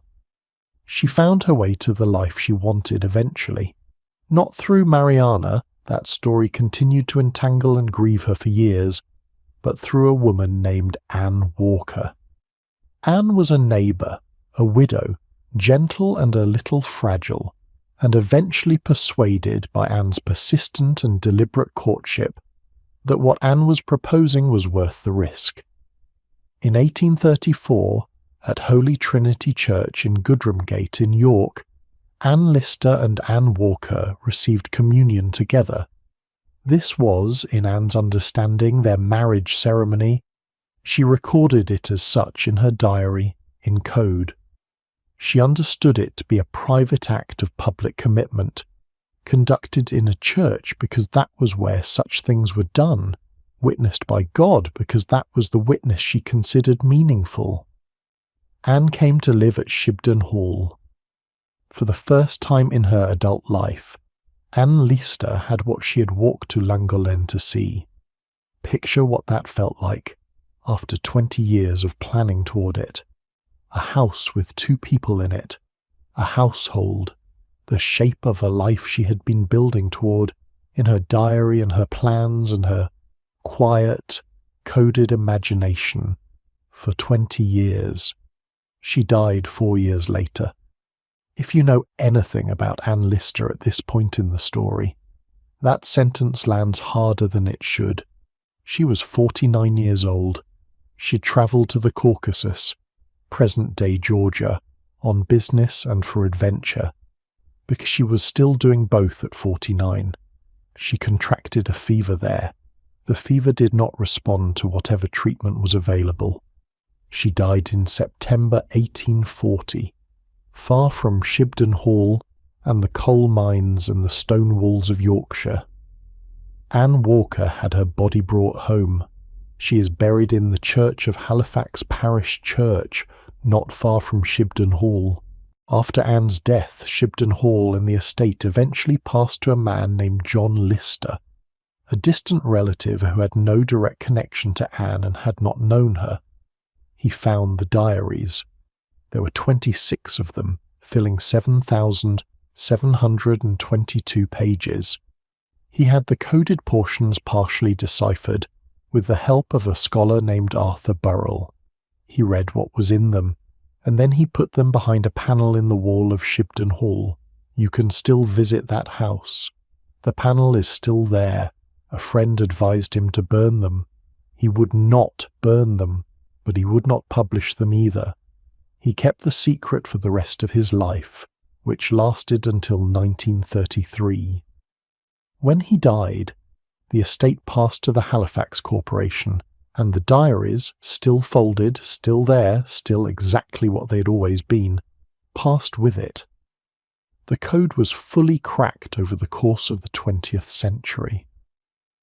A scholar named Helena Whitbread worked with the diaries and produced the first published edited selections in 1988. The full scope of what the archive contained began to become clear. The diaries were inscribed in the UNESCO Memory of the World Register in 2011. A television series made in 2019 brought Anne Lister's name to millions of people who had never heard it. She had written it all down. 5 million words, in a code so dense and so consistently maintained that it took trained scholars a century to fully decipher. And then she had hidden it, behind a wall, in a house in Yorkshire. The defiance and the concealment were the same person. That is one of the things about her story that you do not forget. The woman who wore only black and climbed mountains and managed coal mines and called her church ceremony a marriage also put 26 volumes behind a panel in a wall and left them there for the people who came after her to find or not find. She was not ashamed. Nothing in the 5 million words suggests shame. She was something more nuanced than that. Something you recognize if you have ever known the difference between shame and strategic silence. She was someone who understood, with great precision, which battles she could win and which she could not. Who knew that her diary was safe in code and not safe in plain English? Who chose, with characteristic deliberateness, to leave a record that was simultaneously there and not there, present in the house, inaccessible to the world? She was 49 years old when she died. The code survived her. The wall panel survived. The diaries survived. Everything she wrote down survived. That is what you're left with when the story is over. And the cost of all of it, not just for Anne Lister, but for every woman in this story, across all the drawing rooms and letters and beds and cottages and coded pages, is what we need to look at now. But stay with Anne Lister for one more moment.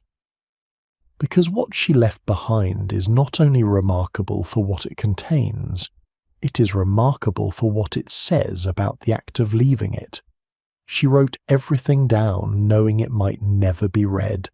She hid it knowing it might never be found. And she maintained the code across 40 years of daily writing with a consistency that speaks to something very particular in her character. the refusal to simplify herself even for her own records. She did not write an easy version of Anne Lister. She wrote the full one, every contradiction, every failure of calibration. Every morning she woke up and assessed the distance between what she wanted and what was available to her, and decided to keep going anyway. The historians who have worked with her archive describe reading the diary as an unusually intimate experience. You understand why, if you have been listening. Not because she was confessional in the way that modern memoir tends to be. Her register is not one of unburdening, but of recording. She was a naturalist of her own interior life.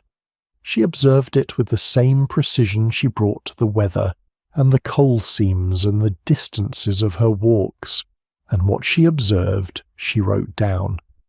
The result is a document unlike anything else from the period. There are other women's diaries, there are other women's letters, there are fragments and hints, and the preserved circumspection of 100 other correspondences. But there is nothing else like this. Nothing that maps an interior life with this degree of specificity across this span of years, in this quantity of words. It is, among other things, a corrective, a reminder that the silence we tend to read in the historical record, the absence of certain kinds of expression, the careful management of language, the things left unsaid, is not evidence that there was nothing to say.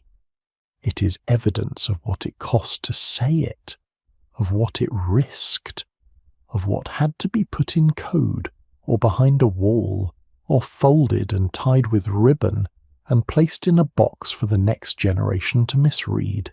She was 49 years old. The diaries survived, and what they say when you read them is that she was here, fully, all the time. That is what the code was protecting. Now, the cost, the freedom that Regency women found within the legal and social architecture of their era was real. It was not imaginary. It was not a retrospective consolation. Real women used it to build real lives, lives of genuine love and devotion, and ordinary daily companionship that lasted decades. Eleanor and Sarah had 50 years. Anna Lister had 4 years with Anne Walker and a lifetime of diaries.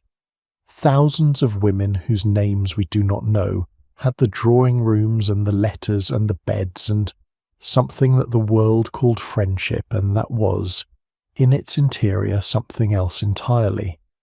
But the freedom had edges. The first edge was class.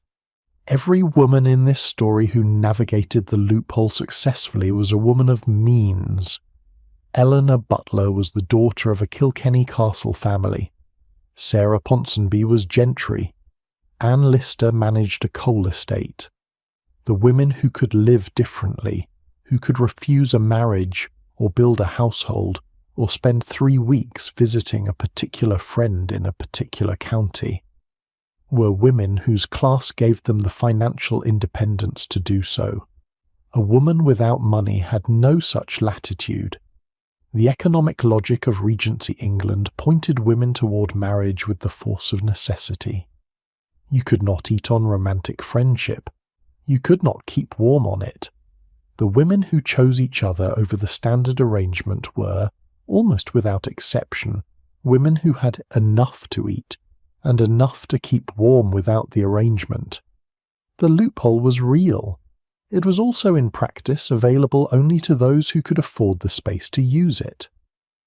Mariana Belcombe understood this. She was not stupid. She was not cowardly. She was a woman of limited means in a world that had exactly one reliable mechanism for securing her future, and that mechanism was marriage to a man with sufficient income. She chose Charles Lawton not because she wanted to. She chose him because the alternative, the life Anna Lister was describing, the coded arrangement, the romantic friendship that would require them to pool resources neither of them fully had, was not a safe choice for someone in her position. She made the calculation that women of limited means had always made, and she went on loving Anne Lister in the way that was still available to her, which was less than either of them wanted and more than nothing. This is not a story about weakness. It is a story about the specific, grinding, relentless way that economic constraint shapes the choices available to people. Mariana did not choose freely. She chose within a set of options that were determined by forces entirely outside her own desires, and the cost of that to her and to Anne, and to the diary that recorded it in code, is a cost that sits with you after the story is over. The second edge was recognition. Even for the women who found each other and built something together, even for the ones who had the money and the space and the 50 years, there was a silence at the centre of what they had, a permanent structural absence of acknowledgement. No one said, "You have built a life." No one named it. No one congratulated them. The world kept calling it friendship, and the word friendship, however warmly meant, was still the wrong word. This is not a grievance. It is a fact about what it costs to live inside a category that the world around you refuses to name, to have built something real and lasting and full of love and oak carvings and stone lions and morning walks and 50 years of ordinary days, and to hear the world call it something else. The freedom was real. And so was the cost. Both things were true, and both things are still true, and the distance of 200 years does not resolve the tension between them. It just gives you the distance to see it clearly.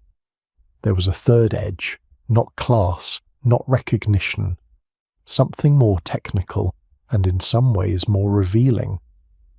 The legal loophole that protected women who loved women was never unconditional. It rested on a specific definition of what women were understood to be: emotionally excessive, physically passive, incapable of the kind of desire that the law recognized as requiring regulation. As long as a woman stayed inside that definition, she was safe. The moment she stepped outside it, the moment she attempted to inhabit legal categories that were reserved for men, the protection disappeared. Women who dressed as men and attempted to legally marry other women were not prosecuted for their desire.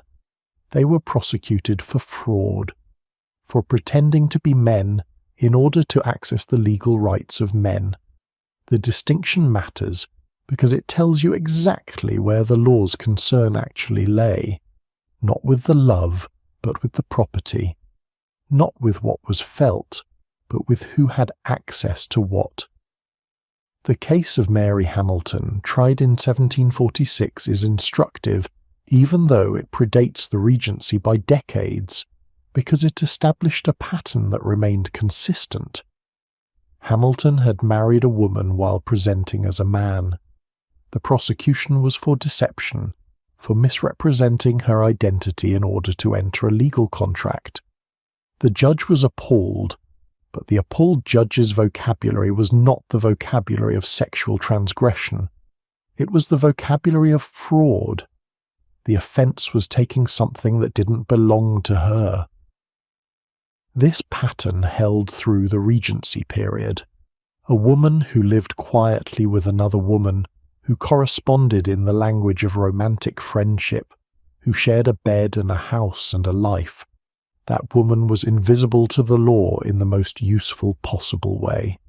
A woman who tried to formally claim a male legal identity. That woman had gone somewhere the law could see her, and see her it did. So the freedom had its terms. Stay inside the definition. Stay invisible. Work within the framework rather than against it. And what the framework would give you, it would give you freely. But what it would not give you, recognition, legal standing, the ability to protect what you'd built, that remained permanently out of reach. Anne Lister understood this more clearly than almost anyone. She was, after all, both a property owner and a careful reader of legal documents, and she'd spent years thinking about how to make the arrangement she wanted as formally legible as possible within existing law. She found ways to write Anne Walker into her legal plans. She was methodical and creative, and she was never able to make it completely secure, because the law had no category for what they were to each other. That fragility was permanent. It was structural. The lives these women built were always contingent on goodwill. The goodwill of families who didn't challenge what they saw, neighbours who didn't complain, servants who knew and said nothing, a world that had agreed, for reasons of its own, to look away. Goodwill is not a foundation. It is what you build on when you have no other option. And then there were the women for whom even goodwill was not reliably available. The women who were not Eleanor Butler, or Sarah Ponsonby, or Anne Lister. The women without estates or aristocratic families, or the social standing that allowed a certain amount of eccentricity to pass without consequence. The historical record is thin here, not because these women didn't exist, but because the tools that produced the records we've been reading, the letter writing, the journal keeping, the country house visiting, the spa town socializing, were tools that cost money, cost education, cost a kind of domestic security that most people in early 19th century England did not have. A seamstress in Leeds, a milliner's assistant in Bristol, a cook in a large house in Devon. Women whose names you will not find in any list of visitors to Plas Newydd. Women who worked with their hands in industries that left them exhausted at the end of the day, and gave them very little of the leisure that romantic friendship, as a practice, required. These women exist in the historical record only in fragments, a line in a court document, a notation in a parish record, an account in a newspaper that is more interested in scandal than in the full human story. What happened to the working women who loved women is something we can describe only in outline. They almost certainly did what people with less access to formal structures have always done. They found ways, informal arrangements, shared rooms in lodging houses, friendships that the landlady didn't ask about. The same framework of social invisibility that protected wealthier women applied to them too in its way. But without the letters, without the journals, without the country houses and the drawing rooms, the record of what they built is largely gone. This is not a small loss. It is a very large one. The history we have is the history that the middle and upper classes left behind, because they were the ones with the time and the tools and the social permission to leave records. The women who didn't leave records did not love less. They were not less present in their own lives. They were simply less documented, and in being less documented they become less visible to us now looking back. This too is a cost, one worth sitting with, even if it is not comfortable. So we arrive here, where you are now, at the end of the drawing rooms and the letters and the beds and the Gothic cottages and the coded pages and the stone lions at the gate. We arrive having seen what was possible, and we've also seen what it cost. We've seen the women who built lives that lasted decades and were called friendship. We've seen the ones who wanted to build lives and couldn't, for reasons that had nothing to do with what they felt. We've seen the code in the wall and the letters in the archive and the inscription on the tomb that says faithful friends, which was true, which was also not the whole truth. And all of this, the whole layered, complicated, quietly extraordinary story of it, happened in the spaces that the ear built for women and then declined to watch. The drawing room, late at night, when the fire had burned low, the folded letter on the writing desk, the shared bed in the corridor room, with the house dark and quiet all around. These were not hiding places.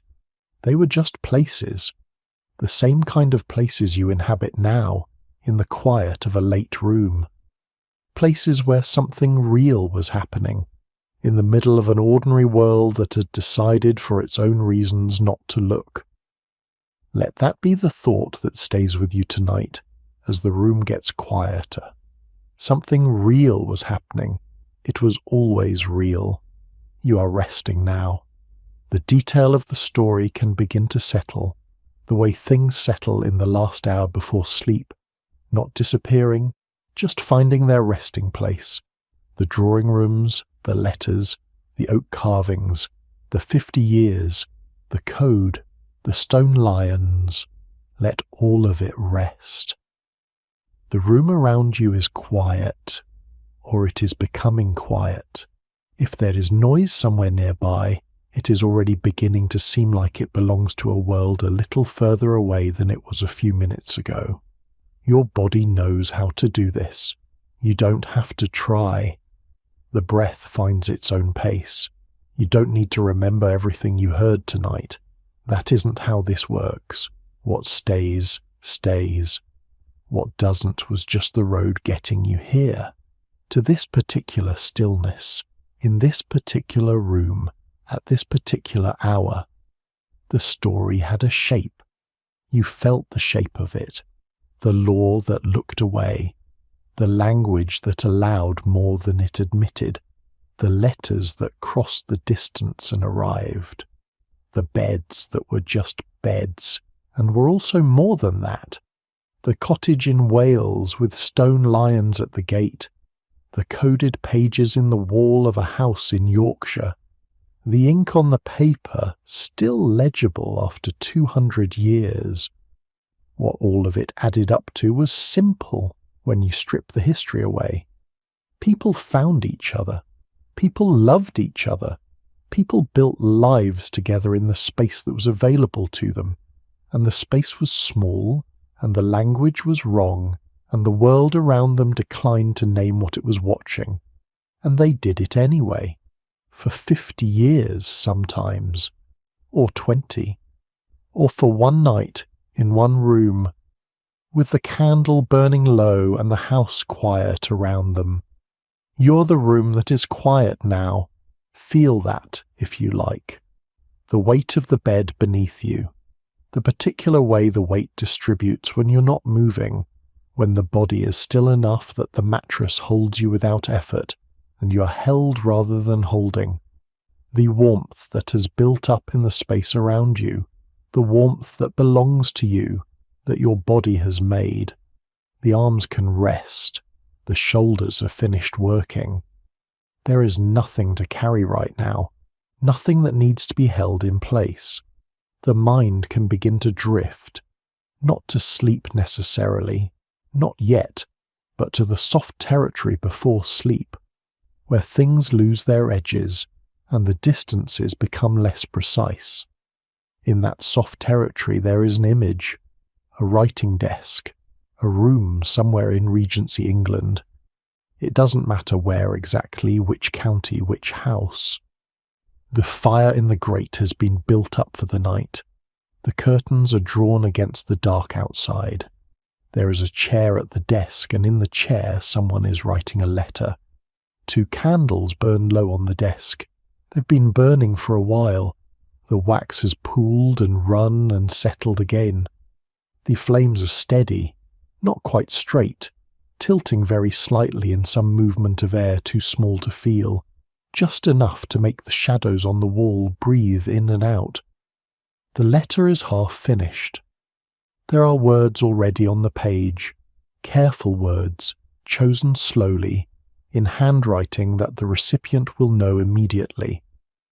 Words that say some things plainly, and some things by implication, and some things in the space between the sentences, where the writer has paused and breathed and decided to let the silence carry what the language couldn't quite hold. The writer has stopped for a moment. Not because she doesn't know what comes next. She knows exactly what comes next. She's simply sitting with it before she writes it, sitting with the knowledge of what she means to say and the fact that, once it's written, it will be real in a different way, fixed in ink, capable of being carried across a distance. She picks up the pen. She writes the sentence. It says what it says. It is clear. It arrives. The candle to the left throws a pool of warm light across the paper. The wax seal is on the desk, ready. The letter will be folded and sealed in the morning and given to someone to carry, and it will travel and it will arrive, and the person who receives it will take it upstairs to a window and read it once quickly and then again from the beginning.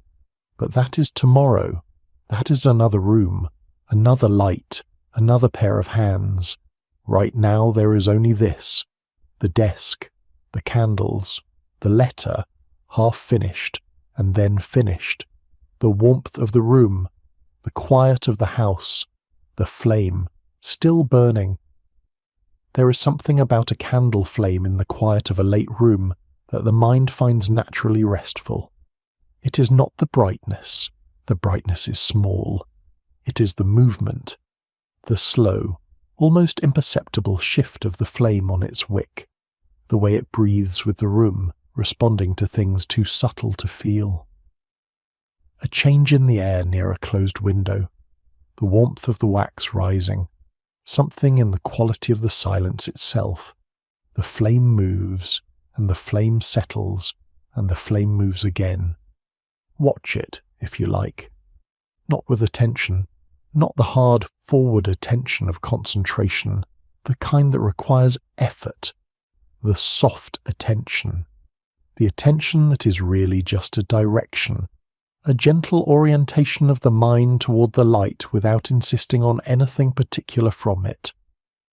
The flame does not need to mean anything right now. It can just be a flame. The room around it is quiet. The fire in the grate has settled into its final hour of burning, the deep, slow orange of coals that have stopped being active fire and become something steadier. The room is not cold. It will not be cold for a long time yet. The writer at the desk has finished.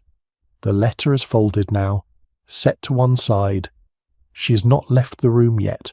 She's still there, in the chair, with the candlelight on her face and the finished letter on the desk and the night quietly settled around the house. She's not thinking about anything in particular. She's just there. There is a quality of presence that comes after something important has been done. Not the charged, effortful presence of doing the thing, but the aftermath, the quiet that follows when the task that required everything has been completed, and the body and the mind are still oriented toward it, but no longer straining. The finished letter on the desk, the sealed wax, the candle burning lower. This is that quality of presence. You know it from your own life.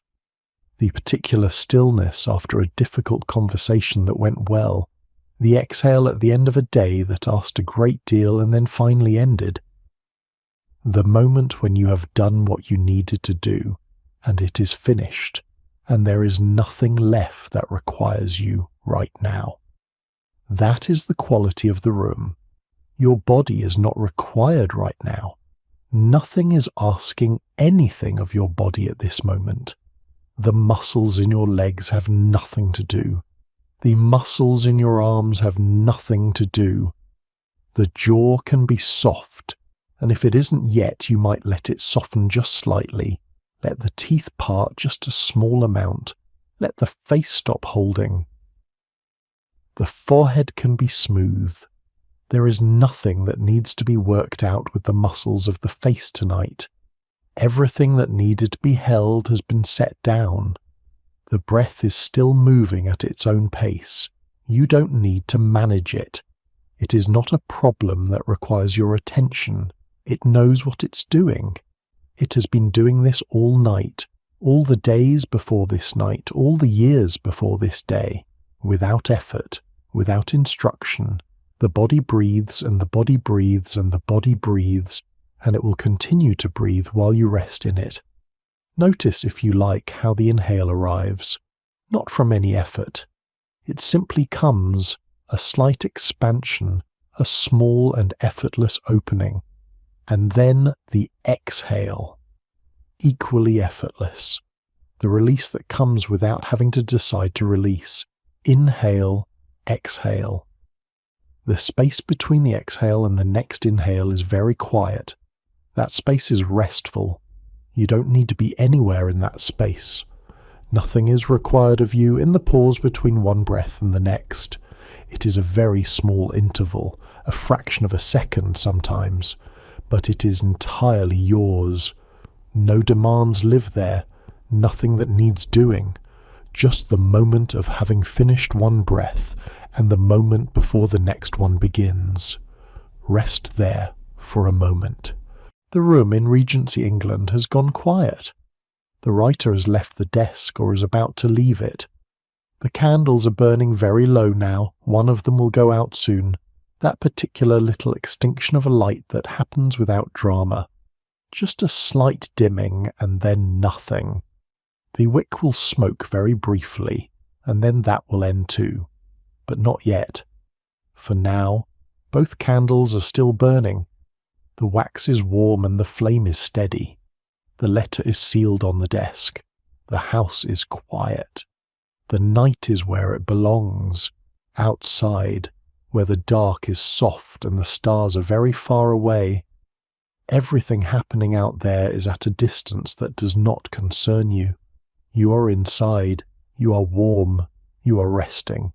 The people in this story are very far away from you now. Not in a sad sense.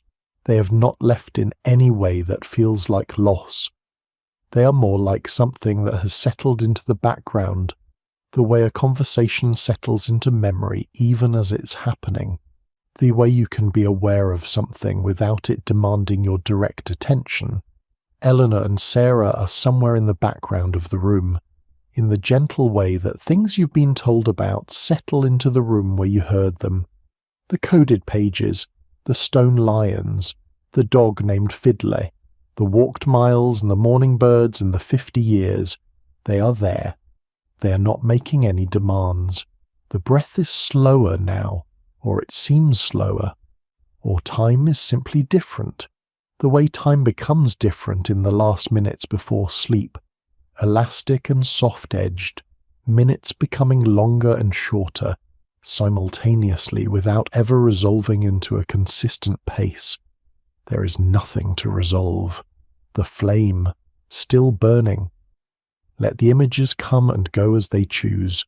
The drawing room, the morning room, the writing desk, the folded letter, the handwriting you recognize, the breakfast table with the letters laid out, the crossed page with the 2 layers of handwriting forming a grid of ink that only the right person can read, the wax seal, the name on the outside, the post road, the horse and rider somewhere in the middle of England carrying something true from one person to another. These images don't need to stay. They are not a test. There is no correct version of what you hold from tonight and what you let go. The mind will keep what it keeps. The rest is simply the road. The candle throws a shadow on the wall that moves so slightly you might not notice it is moving. Only if you watch for a long time does the movement become clear. The very slight rotation of the shadow, the almost imperceptible shift in the angle of the flame, it is the room breathing, or something close to that. The room breathes, you breathe with it. There is no difference right now between your stillness and the stillness of the room. You have become the quiet, not disappeared into it. You're still entirely yourself, entirely present, entirely here, but the edges of the self have softened, the way all edges soften in the hour before sleep, and the room's quiet and your quiet have become continuous. This is what rest is. This is what it feels like when rest is working. Not an effort, not a project, not something you are achieving, but something you have arrived at. You have arrived at rest. It was here waiting for you. It is always here, waiting, behind the day, behind the thinking and the managing and the doing, behind all of it, rest. You are resting. The breath, the warmth, the dark behind the eyelids, which is its own kind of room, warm and close and entirely private. In that room, things are even quieter than here. In that room, the stories that have been moving through the mind begin to slow and simplify and dissolve at the edges. The drawing rooms become simply rooms. The letters become simply paper. The names become simply sounds. And the sounds become softer and softer and softer, until they are no longer sounds at all, but something that was a sound once, and is now just a warmth in the mind, a residue of all the listening. The residue is gentle. It is all you need to carry into sleep, and you don't need to carry even that if you'd rather not. Sleep does not require you to bring anything. It does not require that you have learned something, or understood something, or resolved something. It does not require preparation. It requires only the same thing it has always required, the permission to arrive. You can give it that now. The body is already preparing. This is something the body does on its own without being asked, a gradual letting go that begins at the edges and works inward. The hands releasing, the shoulders dropping the small amount they were still holding, the spine finding its full length in the surface beneath it, without effort, without adjustment, just settling.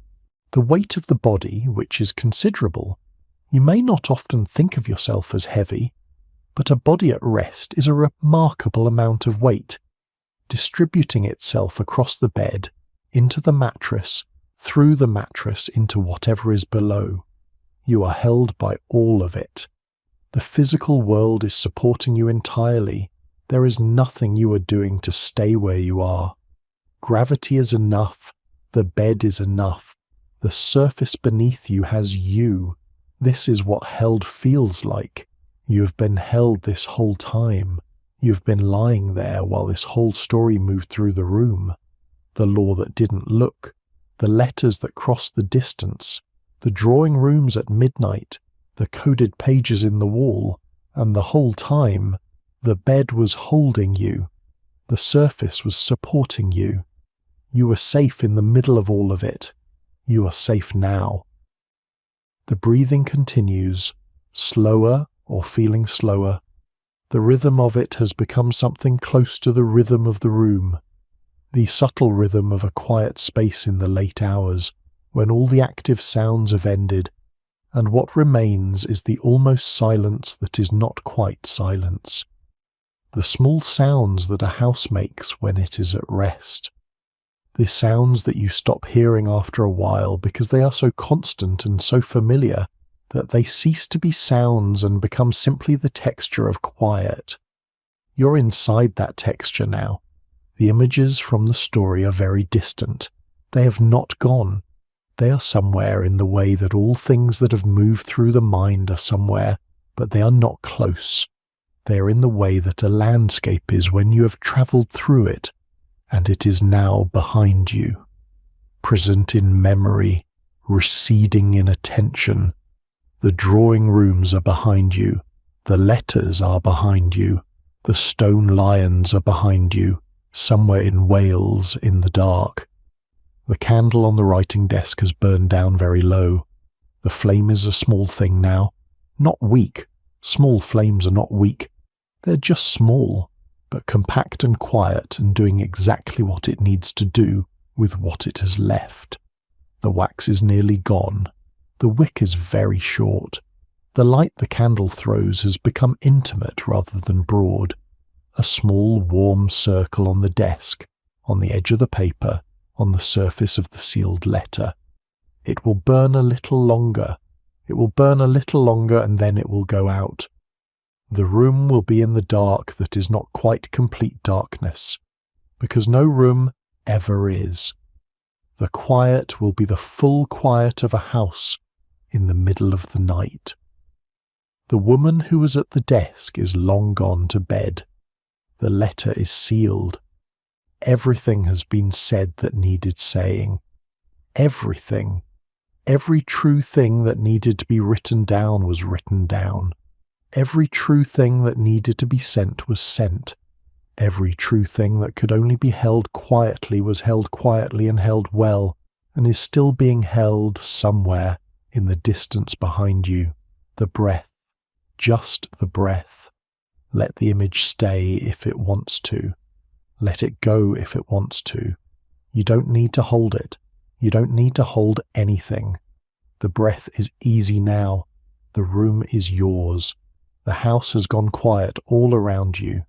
You're exactly where you're supposed to be. Somewhere 2 candles are still burning. A letter has been written and sealed.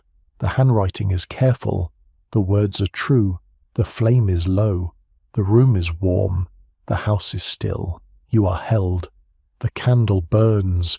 Sleep finds you gently. You are here. You are here. Rest now.